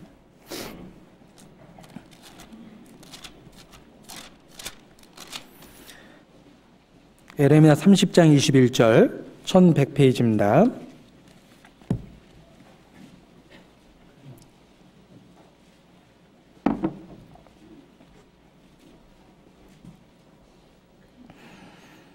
(21절) 22절 같이 읽자. 그 왕은 그 본족에서 날 것이요 그 통치자는 그들 중에서 나올 것이며 내가 그를 가까이 오게 함으로 그가 내게 접근하리라. 그렇지 않고 담대히 내게 접근할 자가 누구뇨? 여호와의 말이니라. 너희는 내 백성이 되겠고 나는 너희 하나님이 되리라. 하나님이 허락하지 않으면 아무도 하나님 앞에 못 나타납니다. 주께서 죄악을 감찰하실진데 누가 주 앞에 서리이까? 너희는 내게 근접지 마라. 내가 너희를 돌격할까 두려우니라. 나를 보고 살 자가 없다. 그 굳게 닫힌 지성소 문, 바로 하나님께 나아가는 것이 어렵고 무서운 일이라는 걸 우리에게 가르쳐 줍니다. 그 옛날 바사 왕들 앞에도 그냥 나타나면 죽었어요. 에스더서에 보면 그런 말씀이 있죠. 에스더 구약성경 찾겠습니다. 4장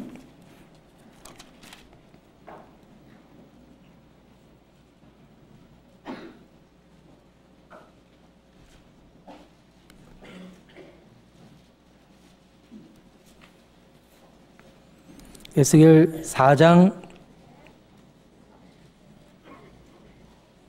11절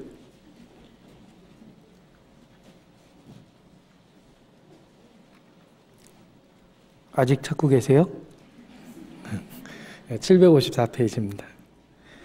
에스더 4장 11절 제가 읽겠습니다. 왕의 신복과 왕의 각도 백성이 다 알거니와 물론 남녀하고 부름을 받지 아니하고 안뜰에 들어가서 왕에게 나아가면 오직 죽이는 법이요 왕이 그자에게 금호를 내어 밀어야 살 것이라. 이제 내가 부름을 입어 왕에게 나아가지 못한 지가 이미 30일이라 하라. 자, 이 페르시아에 이상한 법이 있었습니다. 왕이 얼마나 엄격했든지 자기 부인조차도 허락을 안 받고 앞에 나타나면 죽여야 돼요. 그런데 안 죽으려면 왕이 봐주겠다는 의미로 들고 있는 금호를 내어주면 됩니다. 그러면 살아날 수 있고 그 금호를 내어주지 않으면 죽게 되는 거죠. 그러니까 에스더가 내가 지금 부름받지 못한 지 30일이 넘는데 괜히 앞에 나섰다가 죽으면 어떡하냐, 그런 이제 법에 대한 이야기를 하는 겁니다.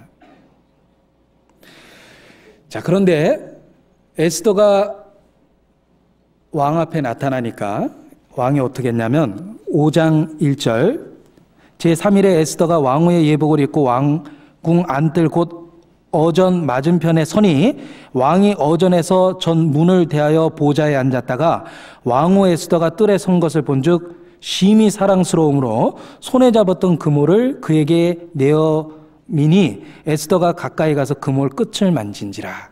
자, 이 금호를 내어준 건 살려준 거죠. 허락 없이 나타났지만 살려준 겁니다. 자, 거룩하신 하나님, 만왕의 왕이신 하나님께서 우리에게 금호를 내어주셨습니다. 그리고 금호를 완전히 우리 손에 쥐어주셨어요. 언제든지 하나님의 은혜의 보좌 앞에 나타날 수 있는 금호를 우리 손에 쥐어주셨습니다. 예수 그리스도를 통해 구원해 주시고 보증으로 성령을 주셨죠. 우리에게 금호를 내어주셨습니다.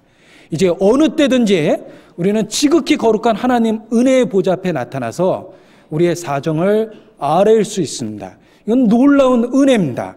우리가 하나님의 어미하신가, 하나님의 거룩함을 정말 깨달았다면 하나님 은혜 앞에 나타난다라는 게 얼마나 큰 은혜인지도 깨닫게 될 겁니다. 우리에게 금호를 내어주셨습니다. 예수 그리스도를 주셨죠? 완전한 금호를 주셨어요. 이제 우리에게 금호를 있기 때문에 언제든지 무시로 때마다 일마다 우리는 하나님의 은혜의 보좌 앞에 나타날 수 있습니다. 그런 놀라운 특권을 그리스도인들에게 준 겁니다. 우리에게 그러한 특권이 있다는 것을 알아야 됩니다. 히브리서 4장입니다. 히브리서 4장. 히브리서는 신약에 있습니다. 히브리서 4장 16절입니다. 357페이지입니다.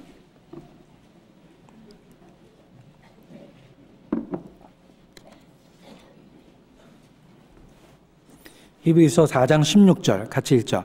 그러므로 우리가 긍휼하심을 받고 때를 따라 돕는 은혜를 얻기 위하여 은혜의 보좌 앞에 담대히 나아갈 것이니라. 긍휼하심을 받고 때를 따라 돕는 은혜를 얻기 위하여 은혜의 보좌 앞에 담대히 나아갈 것이니라. 은혜의 보좌 앞에, 그 하나님의 보좌 앞에 담대히 나아갈 수 있게 됐습니다. 예수 그리스도께서 바로 믿음으로 그 하나님의 은혜에 들어갈 수 있도록 허락하셨습니다. 우리는 그리스도 예수 안에서 믿음으로 서 있는 이 은혜에 들어감을 얻었습니다. 금호를 얻게 됐습니다. 하나님의 보좌 앞에 수시로 나타나서 우리의 삶의 자세한 여러 가지 문제들을 하나님의 보좌 앞에 쏟아놓을 수 있습니다. 이 놀라운 특권이 그리스도인에게 있습니다. 에베소서 3장입니다. 에베소서 3장 12절입니다.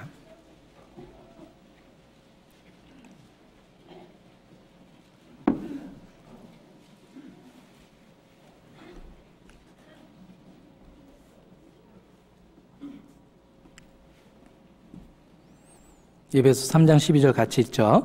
우리가 그 안에서 그를 믿음으로 말미암아 담대함과 하나님께 당당히 나아감을 얻느니라.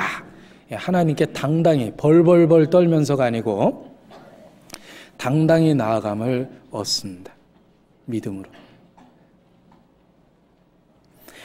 자, 하나님의 은혜 앞에 우리가 들어감을 얻었기 때문에 이제는 우리의 삶의 모든 문제에 대해서 우리는 용기를 가질 수 있습니다. 내 스스로 해결하기 어려운 많은 문제에 대해서 이제는 담대할 수 있습니다. 왜? 내가 견디기 어려울 때마다 하나님의 은혜의 보좌 앞에 나는 수시로 나타날 수 있기 때문에 그 어떤 문제 앞에서도 담대함을 잃어버리지 않을 수 있습니다. 용기를 낼 수 있습니다. 그 옛날 다윗이 어린아이였습니다. 타고난 장수 6가지 무기를 다루고 있는 골리앗 앞에 섰습니다. 객관적으로 보면 죽으려고 했죠. 예. 속어가 나올 뻔해서. 예. 그런데 객관적으로 인간적인 눈으로 보면 이게 무슨 무모한 짓입니까? 그러나 다윗은 믿음 안에 나는 내가 모욕하는 만군의 주 여호와의 이름으로 내게 나간다. 우리도 삶에 스스로 해결하기 어려운 그 엄청난 골리앗과 같은 문제 앞에 이제 은혜의 보좌 앞에 들어가서 하나님 앞에 그 문제를 얼마든지 하나님 앞에 이야기하고 도움을 구할 수 있습니다. 그래서 골리앗 앞에서도 그 어린 다윗처럼 용기 백배할 수 있습니다. 비록 우리 손에 들려 있는 것은 돌멩이 5개, 골리앗에 비하면 아무것도 아닌 것처럼 보이지만 이 돌멩이 5개는 하나님이 쓰시는 돌멩이입니다. 내가 말도 못하고 재주도 없고 세상적인 배경도 없지만 얼마든지 이 삶의 모든 문제 앞에 골리앗과 같은 엄청난 문제도 얼마든지 그 앞에 설 수 있습니다. 우리에겐 은혜의 보좌 앞에 들어가는 특권이 있기 때문에 그렇습니다. 때마다 일마다 골리앗과 같은 삶의 문제가 생길 때 우리는 은혜의 보좌 앞에 들어가서 그 문제를 하나님께 도움을 구할 수 있습니다. 그 옛날 이스라엘이 정탐꾼을 보내서 가나안 땅을 정탐했습니다. 가나안 땅이 좋기는 좋은데 거기에는 네피림의 후손 아낙 자손들 거대한 그 우리가 보기에 거인과 같은 우리는 그들 앞에 메뚜기 떼와 같더라. 그런 엄청난 장수들이 많이 눈에 띄었습니다. 그 정탐꾼들은 무서워서 떨기 시작합니다. 우리가 죽을 거다. 들어가면 틀림없이 죽는다. 그들은 정확하게 객관적으로 잘 평가했습니다. 그러나 그들의 객관적인 평가 속에 빠진 게 있죠. 함께 계신 하나님만 빼놨습니다. 그들은 두려워하고 떨었습니다. 그러나 믿음의 사람 여호수아와 갈렙은 하나님을 봤습니다. 하나님을 보고 이스라엘을 위로합니다. 아니라 하나님께서 우리와 함께 계시니라. 그들은 우리의 밥이라. 이 성경에 얼마나 그 통쾌한 표현 중에 하나가 그들은 우리의 밥이라 이런 그 번역이 있더라고요. 자, 정말 그 믿음에서 나온 이야기입니다. 그들은 우리의 밥이라. 자, 여호수아와 갈렙은 바로 믿음의 사람입니다. 하나님의 은혜 아래 하나님의 도우심을 의지하고 하나님의 도움을 믿었습니다. 자, 우리는 여호수아와 갈렙보다 다윗보다도 더 확실한 언약이 있습니다. 우리는 이루신 그리스도의 사역 아래 그리고 이미 선포하신 모든 신약의 약속 아래 그리고 다윗보다 여호수아와 갈렙보다 더 많은 신약 성경의 비밀을 갖고 알고 있습니다. 그러나 우리가 더 용기를 가질 수 있는 건 당연한 거예요. 은혜의 보좌 앞에 나타날 수 있다는 것은 우리의 삶의 모든 문제에 대한 답입니다. 비록 골리앗과 같고 가나안 땅의 원주민들처럼 거대해 보이는 삶의 문제들이지만 은혜의 보좌 앞에 서 있는 우리에겐 우리의 밥이라 하나님 앞에 승리할 수 있습니다. 그래서 바울 사도처럼 우리도 마음 깊이 확신 가운데 하나님 앞에 외칠 수 있습니다. 누가 우리를 그리스도의 사랑에서 끊을 수 있겠느냐? 환난이나 공고나 핍박이나 기근이나 적신이나 위험이나 칼이라. 그 모든 어려운 일에도 불구하고 그러나 이 모든 일에 우리를 사랑하시는 이로 말미암아 우리가 넉넉히 이기느니라. 우리도 그렇게 확신에 차서 얘기할 수 있습니다. 우리에겐 은혜의 보좌에 나아갈 수 있는 권리가 있습니다. 그리고 우리의 삶의 모든 문제를 그에게 호소하고 도움을 구할 수 있는 권리가 생겼습니다. 믿음으로 의롭다함을 얻었은즉 이제 은혜의 보좌 앞에 나아갈 수 있는 권리가 있습니다. 우리에게 그러한 놀라운 권리가 있다는 것을 깨달아야 됩니다. 우리의 삶의 모든 문제는 그 은혜의 보좌 앞에 들어감을 얻었고 거기서 해결을 얻습니다. 아들을 아끼지 않고 내어주신 그 은혜는 우리의 삶의 모든 문제를 해결할 작은 은혜를 또 주십니다. 엄청난 은혜를 주셨기 때문에 작은 은혜는 얼마든지 주십니다. 아들을 아끼지 않고 내어주신 이가 그 아들과 함께 어찌 모든 것을 우리에게 은혜로 주시지 않겠느냐.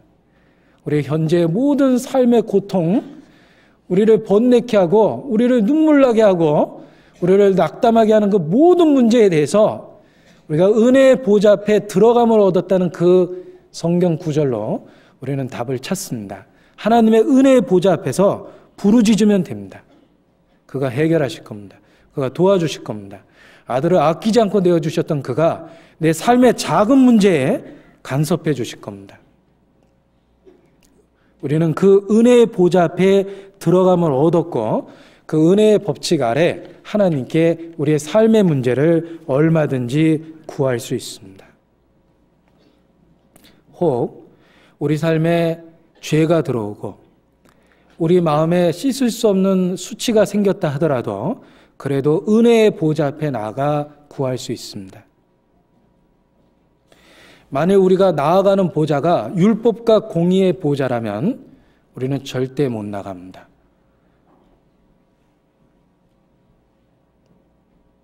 우리가 밥을 얻어먹어 버릇하면 공짜도 한두 번이죠. 한두 번 얻어먹으면 미안해서 얻어먹지도 못합니다. 그런데 은혜 가운데서 생기는 건 얼마든지 할 수 있어요. 부모 자식 간에 이거 뭐 맨날 번번이 이거 제가 얻어먹어서 죄송합니다 그럽니까? 네. 엄마 밥 줘. 우린 자랑스럽게 이야기합니다. 나 배고파. 네. 그런 그 정말 은혜가 그걸 가능하게 하는 거예요. 그러나 옆집 아줌마한테는 조심스럽죠. 하나님은 공의의 보좌에서 우리를 다스린다면 우리는 못 갑니다. 양심이 있죠. 염치가 있죠. 한두 번입니까? 벌써 수십 년 동안 이게 몇 번째입니까? 똑같은 짓을. 하나님이 은혜의 보좌 위에서 우리를 보고 계시다면 우리 절대 못 갑니다. 그런데 죄송합니다. 하나님이 중요한 얘기를 잘못했어요. 하나님의 율법과 공의의 보좌에서 우리를 다스린다면 우리는 근처에도 못 갑니다. 그런데 놀라운 건 그분이 은혜의 보좌에서 우리를 다스린다는 거예요. 이제는 더 이상 율법이 우리를 주관하는 게 아닙니다. 따지기 시작하면 우리는 절대 하나님의 보좌 앞에 못 나타납니다. 우리가 따져서 해결될 게 없어요. 우리의 삶의 구석구석을 이치에 맞게 한번 따져보십시오. 따지면은 하나님 앞에 나타나지 못합니다. 하나님은 은혜로 덮어주셨고 은혜로 감싸주셨고 가리워주셨습니다. 그는 율법을 갖고 우리를 다스리는 게 아니라 사랑과 은혜로서 우리를 다스립니다. 70번에 70번 그 이상이라도 우리는 은혜의 보좌 앞에 그렇게 나아갈 수 있습니다. 우리가 믿음으로 의롭다함을 얻었기 때문에 구원을 얻었기 때문에 그게 가능한 겁니다. 그래서 그 은혜에 들어감을 얻었습니다. 우리의 삶의 모든 문제, 우리의 삶에 다시는 회복할 수 없을 것 같은 그 실수와 범죄 속에서도 우리는 또다시 용기를 낼 수 있습니다. 그리고 하나님의 은혜의 보좌 앞에 또 나타날 수 있습니다. 우리가 그 은혜에 들어감을 얻었다는 것, 우리가 그 은혜의 보좌 앞에 나타날 수 있다는 것, 그러한 그 축복은 우리의 현재의 모든 고난에 대한 답이 될 것이며 우리 스스로 정죄하고 있었던 모든 자기 자책감으로부터 벗어날 수 있게 해줍니다. 우리가 믿음으로 서 있는 이 은혜에 들어감을 얻었다. 하나님은 재판장이라는 법으로 우리를 다스리는 게 아니라 예수 그리스도 안에서 아들이라는 관계로 우리를 받아주십니다. 그 넘치는 사랑, 그 은혜에 우리가 들어감을 얻었습니다. 어린아이, 갓난아이를 가슴에 품어보면 말할 수 없는 사랑이 갑니다. 그 젖냄새도 너무나 달콤하고 그 보드러운 살갗을 뺨에다 대보면 그 자기의 핏줄이 또 얼마나 뜨거운 사랑이 마음에 생깁니까? 아기가 얼굴빛 하나 바꿔도 마음에 감동이 생기고 발가락, 손가락 움직이기만 해도 얼마나 사랑스러운지 모릅니다. 그 핏덩이 같은 아이를 안고 있을 때 우리는 어떤 혈육에 대한 굉장한 기쁨을 맛봅니다. 그런데 그 기쁨을 맛볼 때 그 안에 하나님의 사랑이 들어있다는 걸 한번 생각해 보십시오. 하나님의 사랑이 아비의 사랑과 같다고 이야기합니다. 넘치는 사랑으로 우리를 지켜보십니다. 그가 그 기쁨을 이기지 못하며 그 놀라운 사랑으로 우리를 감동스럽게 내려다보십니다. 내가 보기에는 스스로 연약하고 비참하지만 하나님의 예수 그리스도 안에서 우리를 다시 볼 때는 하나님 앞에 그렇게 사랑스러운 존재를 보입니다. 그래서 아들을 주셨어요. 그리고 그 아들을 통해서 언제든지 은혜의 보좌에 들어올 수 있는 허락을, 금호를 우리에게 영원토록 내어미셨습니다. 그 놀라운 하나님의 은혜에 우리가 들어갈 수 있다는 것, 하나님을 더욱 찬양해야 될 이유입니다. 우리에게 주신 축복입니다. 나는 여호와 보시기에 존귀한 자라. 자, 이사야서 59장 5절입니다. 그 말씀 찾아보죠.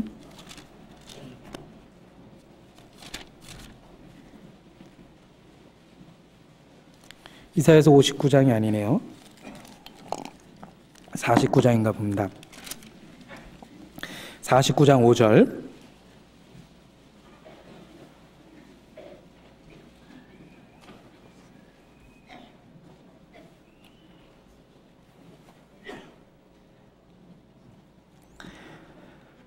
앞부분만 같이 읽겠습니다. 나는 여호와 보시기에 존귀한 자라. 나의 하나님이 나의 힘이 되셨도다. 나는 여호와 보시기에 존귀한 자라. 자, 여호와 보시기에, 내가 보기가 아니죠. 세상 사람들이 보기에도 아닙니다. 객관적으로 보는 것도 아니에요. 하나님 보시기에, 그 관점이 중요하죠. 하나님 보시기에 존귀한 자입니다. 우리 스스로는 내 자신이 나를 봐도, 객관적으로 봐도, 사회적인 관점에서 봐도, 어떤 정치적인 권력자라는 입장에서 봐도 미미하고 작은 존재입니다. 그러나 관점을 바꿔보죠. 예수님을 믿는 나를 하나님 보시는 관점에서 다시 보면 성경은 선언합니다. 나는 여호와 보시기에 존귀한 자라. 나의 하나님이 나의 힘이 되셨도다. 하나님은 우리를 귀하게 여기시고, 그리고 귀하게 여기시는 것으로만 끝난 게 아니라 하나님 자신이 우리의 삶의 힘이 되어 주십니다. 우리에게 그런 놀라운 은혜를 예수 그리스도 안에서 주셨다라는 걸 마음에 늘 일깨울 필요가 있습니다. 넓고 넓은 우주 속에 있는 많고 많은 사람들 중에 구원받고 보호받는 이 몸, 주님의 사랑 받고 산다네. 정말 이 우주 속에 별도 많고 그 많은 별들 중에 지구가 얼마나 별 볼 일 없습니까? 작은 별이죠. 근데 그 작은 별에 먼지처럼 붙어서 살고 있습니다. 그 수많은 군중 속에서 나를 보면 정말 별 볼 일 없죠. 그 많은 깨알과 같은 무리 속에 그냥 점 하나 콕 찍어 놓은 것 같은 난데 하나님이 그런 내게 관심을 갖고 하나님의 보좌에 들어올 수 있는 권리를 주셨고, 나를 위해서 아들을 내어주셨고, 나에 대한 사랑을 성경에 그렇게 고백해 주시고, 그러한 사랑이 우리를 감동시킬 수밖에 없다고 생각합니다. 정말 넓고 넓은 우주 속에 그 많고 많은 사람들 중에 구원받고 보호받는 이 몸, 주님의 사랑 받고 산다네. 우리도 그렇게 어린아이처럼 순수하게 주님을 찬양할 수 있습니다. 구원받은 우리에게 주신 두 번째 축복, 바로 믿음으로 서 있는 그 은혜에 들어감을 얻었습니다. 그 보좌 앞에 나아갈 수 있는 권리가 우리에게 있습니다. 로마서 5장 다시 보겠습니다.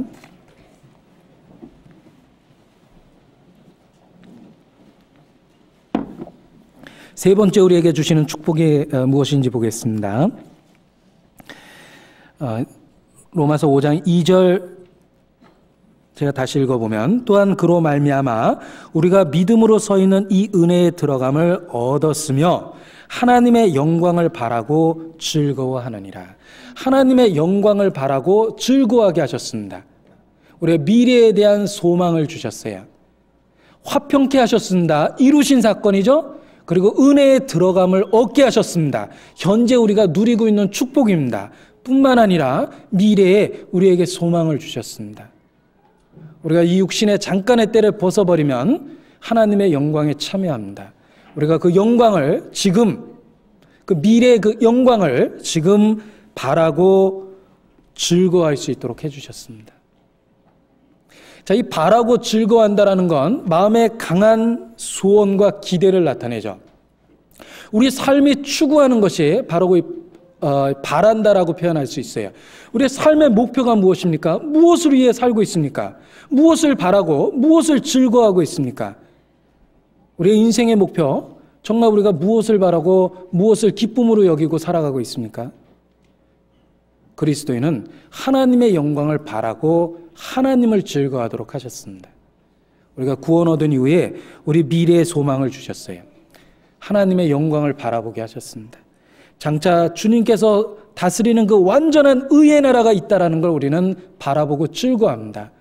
우리 속에 역사하는 사탄이 어느 날 우리 발 아래 상하게 될 거라는 믿음을 갖습니다. 철장을 가지고 질그릇같이 저희를 깨트리리라. 우리에게 그렇게 문제를 주던 사탄, 우리의 삶 속에 끈질기게 우리를 쫓아다녔던 그 사탄을 어느 날 철장을 가지고 질그릇 같은 것처럼 부셔버리는 것처럼 사단을 박살낼 날이 있습니다. 우리에게 그러한 하나님의 영광에 참여될 소망이 있습니다. 그 영광을 바라볼 수 있습니다. 하나님이 나라 다스리는 완전한 나라, 완전한 의의 형상, 주의 형상과 같이 변화된다고 그랬죠? 그 기쁨의 날을, 눈물이 없고 고통이 없고 이별이 없고 슬픔이 없고 이 세상에서 당했던 그 모든 일을 반복하지 않는 그런 완전한 나라, 우리는 그 나라를 바라고 즐거워할 수 있습니다. 구원 얻은 우리에게 주신 미래적인 소망입니다. 바라고 즐거워한다라는 이 말씀 속에서 우리의 삶의 목표가 하나님의 영광이 되어야 된다는 걸 나타내 줍니다. 원래 사람을 지으신 목적은 하나님의 영광을 위하여, 하나님의 찬송을 부르기 위해서, 그렇게 대부분의 중요한 교리 문답은 다 그렇게 되어 있습니다. 하나님이 사람을 지으신 목적이 무엇이냐? 하나님의 영광과 찬송을 위해서입니다. 우리의 삶의 목적이 구원 얻은 이후에 그렇게 맞춰집니다. 성령은 우리 속에 하나님의 영광을 바라보게 하고 그리고 그 자체를 즐거워하게 해줍니다. 자, 그런데 이 즐거워한다라는 말이 3번이나 반복해서 나옵니다. 하나님의 영광을 바라고 즐거워하느니라. 3절, 다만 이뿐 아니라 환난 중에도 즐거워하나니. 환난 중에도 즐거워하나니 그랬고요. 11절에 보면 이뿐 아니라 이제 우리로 화목을 얻게 하신 우리 주 예수 그리스도로 말미암아 하나님 안에서 또한 즐거워하느니라. 자, 이게 즐거워한다라는 말이 3번이나 반복해서 나오는데 나올 때마다 의미가 확장되고 확대되고 강조되고 있습니다. 하나님의 영광을 바라보고 즐거워하게 했죠.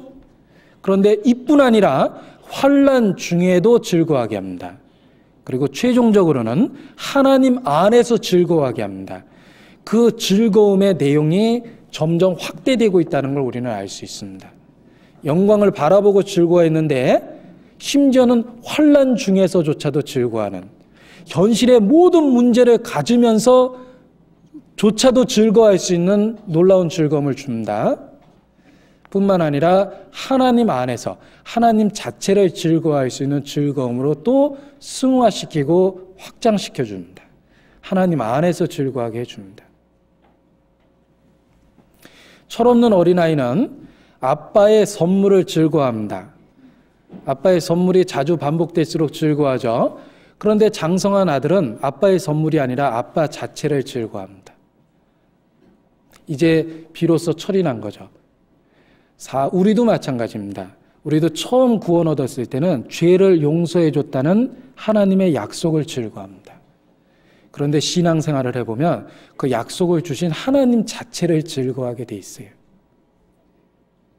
우리에게 주신 선물도 너무 소중하지만 그 선물을 주신 하나님을 알게 되니까 하나님을 즐거워할 수 있는 마음이 생깁니다. 이제는 단지 죄사함에 대한 약속이 아니라 그 약속을 주신 하나님의 큰 사랑 안에서 하나님을 즐거워합니다. 이 즐거움에는 성장이 있고 확대되는 의미가 있습니다. 하나님의 영광을 즐거워하다가 환난 중에도 즐거워하고 그리고 결과적으로는 하나님을 즐거워합니다. 그래서 시편의 기자는 그렇게 하나님을 반복해서 여러 가지 어휘로 하나님을 찬양했다고 생각합니다. 하나님은 얼마나 즐거워했는지 성경에 보면 나의 극락의 하나님께 내가 수금으로 찬양하리이다. 그렇게 표현한 구절도 있습니다. 하나님을 극락의 하나님이다 이렇게 표현합니다. 그건 불교 용어에서 말하는 극락이 아니에요. 우리에게 최고의 기쁨이다. 하나님 자신이 우리에게 기쁨이 된다라는 시적인 표현입니다. 우리의 성장되는 신앙은 단지 선물을 즐거워하는 것이 아니라 선물을 주신 그분을 즐거워합니다. 하나님을 즐거워합니다. 그리고 하나님을 즐거워하는 그것이 우리의 삶에 있어서 모든 문제를 해결해 줍니다. 여호와를 기뻐하는 것이 우리의 힘이 된다고 그랬죠. 하나님을 즐거워하는 것이 우리 신앙의 성장이며 그 하나님을 즐거워하는 그 힘이 우리의 삶의 모든 문제를 해결해 줄 수 있는 영적인 힘이 됩니다.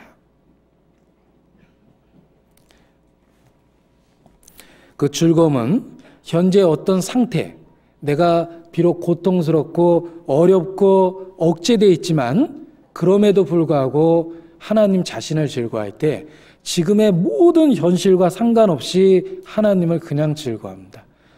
매맞고 병들고 고통받고 오해받고 비난받을 때조차도 하나님을 즐거워하니까 상황에 상관없이 하나님 자신을 즐거워합니다. 그러나 우리의 마음속에 하나님으로 즐거워하는 마음이 가득 찰 때 우리의 신앙은 좀 더 강하게 되고 이 세상을 작게 생각하고 세상의 유혹을 넉넉하게 이길 수 있습니다. 이미 하나님으로 우리의 마음이 가득 찼고 우리 마음의 기쁨은 하나님으로만 해도 기쁨이 가득하기 때문에 더 이상 세상적인 걸 추구하지 않습니다. 우리의 마음에 하나님에 대한 기쁨이 세상적인 걸 놓을 수 있는 여유를 주는 거예요. 자, 누가 아주 좋은 음식을 아주 잘 실컷 먹었다고 생각해 보죠. 그래서 너무너무 잘 먹었어요. 야, 이 무리 안 하려고 그랬는데 너무 맛있어가지고 잘 먹었습니다. 그 밥 먹고 딱 들어왔는데 친구한테 전화 왔어요. 야, 짜장면 사줄게 나와라. 귀찮죠. 한참 배불렀는데 누가 붕어빵 사준다 그러면 먹고 싶습니까? 이미 배가 불렀기 때문에 안 먹어도 이제 돼요. 그리고 음식에 대한 미련이 안 생깁니다. 야, 너 안 나오면 후회하는데, 너 곱빼기 시켜서 많이 먹어. 이렇게 이제 여유 있게 됩니다. 이미 배가 부르니까 마찬가지예요. 하나님으로 우리 마음이 가득 차 있으면 내 잔이 넘치나이다. 내 마음의 잔이 정말 하나님에 대한 기쁨과 찬양으로 가득 차 보십시오. 옛날에 그렇게 짜잘하게 즐겼던 그 세상 낙들은 하고 싶은 마음이 안 생깁니다. 이미 하나님으로 즐거워하는데 하나님 자체로도 기쁘고 즐거운데 뭐하러 세상적인 걸 찾아 돌아다닙니까? 이제는 더 이상 세상적인 것을 찾지 않아도 돼요. 그냥 하나님으로 기뻐하고 하나님으로 즐거워하게 됩니다. 하나님으로 가득 차 있는 그 마음이, 하나님에 대한 즐거움으로 가득 차 있는 마음이 죄로부터 또 우리를 이겨낼 수 있도록 도와줍니다. 우리 마음을 하나님의 영광을 바라보고 하나님 자신으로 가득 채워보십시오. 그러면 죄가 멀어집니다. 이제는 더 이상 말초적인 쾌락을 쫓지 않아도 내 인생은 충분히 행복합니다. 이제 돈이 더 이상 없어도 이미 충분히 행복합니다. 이 이상 건강하지 않을지라도 아무리 약 먹고 버텨도 그래도 행복합니다. 이미 하나님으로 너무 충만한 기쁨이 있기 때문에 그렇습니다. 하나님의 영광을 바라고 삶의 목표를 두고 하나님 자신을 즐거워할 때 우리의 일상의 모든 죄의 유혹으로부터 우리가 승리할 수 있을 거라 생각합니다. 자, 구원 얻었다는 건 이론이 아닙니다. 믿음으로 의롭다함을 얻었다면 우리에게 놀라운 축복이 3가지나 주어졌죠. 하나님과의 평화가 이루어집니다. 그리고 은혜에 들어갑니다. 하나님의 은혜에 들어감을 얻습니다. 하나님의 영광을 바라고 즐거워합니다. 자, 이러한 정상적인 상태를 그리스도인은 계속해서 유지시키고 누려야 됩니다. 우리에게 주신 권리를, 그 기쁨을 빼앗겨서는 안 됩니다. 작은 일 때문에 빼앗겨서는 안 되죠.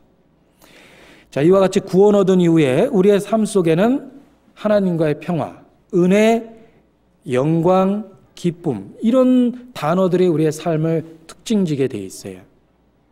그리고 이러한 단어는 하나님과의 관계 속에서만 생기는 것도 아니고 형제 자매에게까지 생깁니다. 하나님과 친해지면 형제자매와 저절로 친해집니다. 형제자매가 이상하게 보입니까?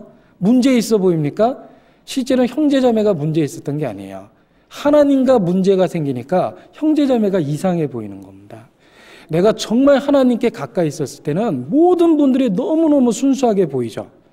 그런데 하나님으로부터 멀어지면 모든 사람이 모자라 보입니다. 그거는 사람이 바뀐 게 아니라 자기가 보는 시각이 바뀐 거예요. 하나님과 가까이 있으면 다른 사람들은 다 저절로 가까워집니다. 나하고 전혀 맞지 않는 사람도 저절로 가까워집니다. 웃을 수 있는 여유가 있습니다. 분명히 자존심이 상하고 마음이 상하고 속이 아픈데 그래도 웃을 수 있습니다. 하나님과 너무 가깝다 보니까 하나님의 마음을 넓혀줬습니다. 하나님과 평화를 이룬 사람은 형제자매와 화평을 이룹니다. 하나님의 은혜를 받은 사람은 그 은혜를 또 다른 형제자매에게 쏟아 붓습니다. 그리고 하나님의 영광을 바라고 즐거워하는 사람은 또 형제자매를 서로 영광이라 생각하고 서로 높여주고 자기를 낮은 위치에 두고 낮은 위치에서 만족합니다. 하나님과의 관계 속에서 누리는 축복은 결국은 형제자매 간의 수평적인 관계에서도 모든 문제에 대한 답을 준다. 혹 누구로 인해서 마음이 상했다면 그 문제가 해결되지 않는다면 실제로는 하나님과 좀 더 가까이 지낼 필요가 있습니다. 하나님께 가까이 가면 하나님이 주시는 평화, 은혜, 영광, 기쁨이 그 형제 자매와의 문제를 쉽게 해결해 줍니다. 혹 회개할 일이 있거든 나하고 회개하자. 내가 갚으리라. 그리고 형제 자매는 하나님과의 계산 속에서 계산이 다 돼서 더 이상 따지고 싶고 이치대로 분석하고 싶은 생각이 안 듭니다. 그냥 그 상태 그대로 받아주게 됩니다. 자, 우리에게 이와 같이 구원 얻었다라는 그것은 단지 이론으로 끝나는 것이 아니라 실질적인 삶의 열매로서 축복들로서 이어집니다. 5절 말씀을 보겠습니다. 로마서 5장 5절.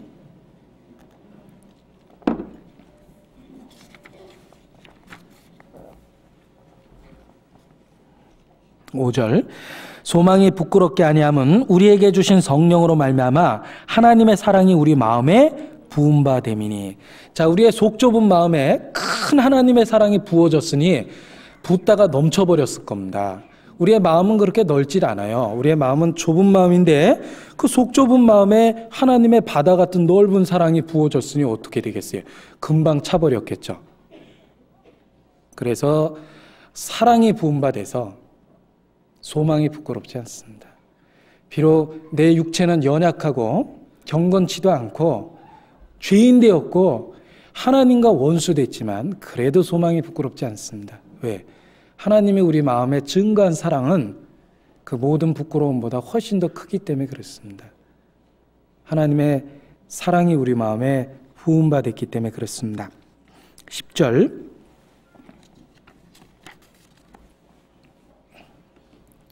10절을 같이 읽어보죠. 곧 우리가 원수 되었을 때 그 아들의 죽으심으로 말미암아 하나님으로 더불어 화목되었은즉 화목된 자로서는 더욱 그의 살으심을 인하여 구원을 얻을 것이니라. 자, 예수 그리스도의 죽으심이 우리를 죄로부터 구원했습니다. 그렇다면 그는 부활하시고 살아계시며 지금도 하나님 우편에 앉아 계시고 지금도 우리와 함께 성령으로 역사하십니다. 그의 죽음이 우리를 죄로부터 구원했다면 그의 살아나심과 함께 하시는 은혜가 우리를 어떻게 할 거라고 생각합니까? 우리를 현재에 있어서 현실에 있어서의 우리의 삶을 변화시키고 우리를 감동하시고 모든 죄의 유혹, 때마다 일마다 우리를 도우십니다. 그리스도의 죽음은 우리의 죄값으로부터 우리를 구원했고 그의 살아나심과 임재하심은 현재의 모든 죄의 유혹으로부터 우리를 건지십니다. 우리의 죄가 용서됐다라는 걸 복음 가운데 우리는 확신했고 경험적으로 우리의 삶 속에서 그리스도가 지금 모든 유혹으로부터 모든 육체의 소욕으로부터 우리를 건지시고 있다는 걸 또 느낄 수 있어야 된다고 생각합니다. 그리스도는 과거의 죄를 용서해 준 게 아니라 현재의 죄의 세력으로부터도 우리를 건지시고 계십니다. 더욱 그의 살으심을 인하여 그가 살아나셨고 그는 세상 끝날까지 우리와 함께 계십니다. 이제 하는 말에 중요한 것은 이러한 대제사장이 우리에게 있는 것이라. 예수는 항상 계심으로 우리를 위하여 친히 지금도 간구하심이니라. 그의 살아계심은 현재의 삶에 있어서 모든 문제와 모든 유혹으로부터 우리를 건지십니다. 그는 살아계십니다. 그 살아계신 증거는 지금 이 순간에 기가 막힐 죄의 유혹으로부터 우리를 건져주시고 우리의 마음과 생각을 하나님을 향해서 집중시키시고 그리고 하나님 뜻대로 살고자 하는 소원을 불처럼 일으키고 우리의 마음을 변화시켜주고 있습니다. 그가 살아나셔서 지금도 우리 가운데 그렇게 역사하고 계십니다. 그의 살으심으로 인하여 더욱 구원을 얻을 것이니라. 우리의 현재 문제는 그의 살아계심이 현재의 문제로부터 그가 우리를 그의 살아계심으로 우리를 현재의 문제로부터 건지십니다.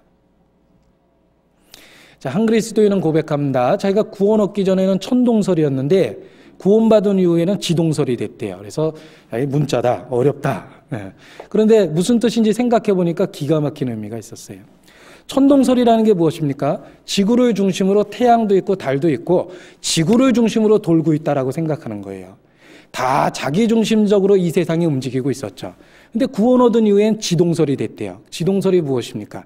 태양을 중심으로 지구가 도는 겁니다. 하나님을 중심으로 이제는 내 인생이 도는 거예요. 옛날에는 내 마음대로 살면서 하나님이 내 인생 주변에서 액세서리로 존재했죠. 지구 중심이었죠. 그러나 구원 얻은 이후에는 하나님 중심으로 내 인생이 돕니다. 그래서 구원 얻기 전에는 천동설이었는데 구원 얻은 이후에는 지동설이다. 그렇게 이야기했는데 그 말이 오랫동안 마음에 남았습니다. 예수 그리스도 그는 단지 관념과 이론으로 우리를 구원하신 게 아닙니다. 우리가 믿음으로 의롭다함을 얻었은즉 이제 우리에게 놀라운 축복을 주십니다. 하나님과의 평화를 누릴 수 있도록 해주며 은혜에 들어가도록 허락하시고 그리고 하나님의 영광을 바라보고 즐거워하게 해줍니다. 그는 살아계십니다. 살아계시기 때문에 그의 살아계심은 지금 기가 막힐 죄의 유혹으로부터 죄의 세력으로부터 지금도 때마다 일마다 우리를 건지시고 계십니다. 함께 하시는 주님, 그분이 약속한 세계, 또 우리에게 소망도 있습니다. 그의 나라가 다가오고 있습니다. 구원해 주신 주님, 함께 하시는 주님, 그리고 장차 오시는 주님, 우리는 모든 시간을 초월해서 더욱더 예수 그리스도 그에게 찬양과 감사를 드릴 수밖에 없다고 생각합니다. 다 같이 기도하시겠습니다.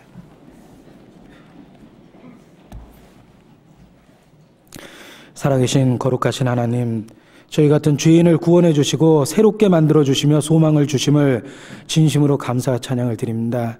주님, 더욱 우리의 삶을 주관하시고 다스려 주셔서 하나님 뜻 가운데 살 수 있도록 도와주시옵소서. 작은 일부터 승리할 수 있도록 도와주시며 모든 생활 가운데 하나님을 인정하고 살 수 있도록 더욱 도와주시기를 부탁합니다. 교만한 마음을 버리고 가장 낮은 곳에서 주님의 몸된 교회 안에서 낮은 위치에서 섬길 수 있도록 또한 도와주시기를 주님 앞에 부탁합니다. 잠깐 후에 우리 각 사람을 불러 모아 주실 때까지 우리를 지켜주시고 보존하여 주시며 때마다 또 승리할 수 있도록 도와주시기를 더욱 주님께 부탁합니다. 이 모든 말씀을 저희를 구원해 주신 우리 구주 예수님의 이름으로 기도드렸습니다. 아멘. 네, 찬송하시겠습니다. 492장입니다.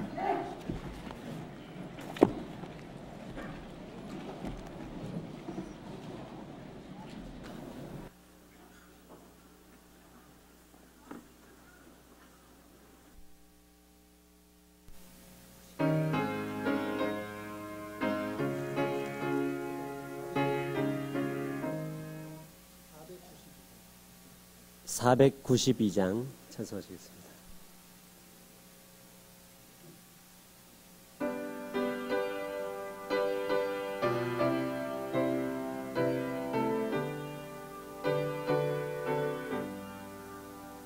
나의 영원하신 기억 생명보다 귀하다.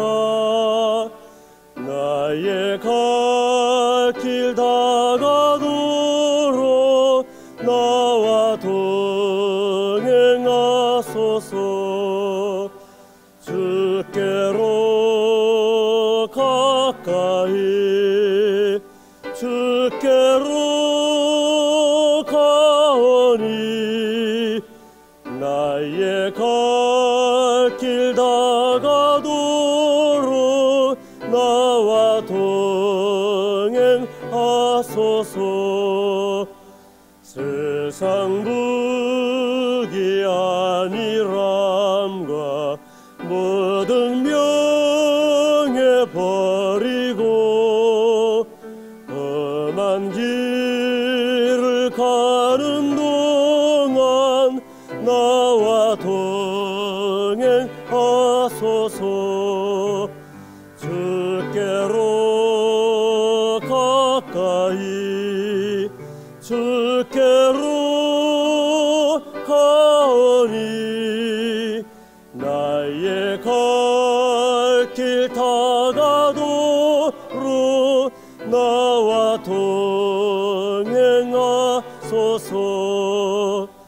모든 골짝 지나가며 험한 바다 건너서 천국 문에 이르도록 나와 동행하소서. 주께로 가까이 주께로 가오니 나의 갈 길 다가도록 나와 동행하소서.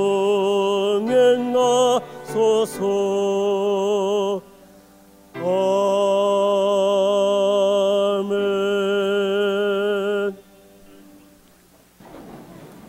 네, 광고 말씀 없습니다. 안녕히 돌아가시기 바랍니다.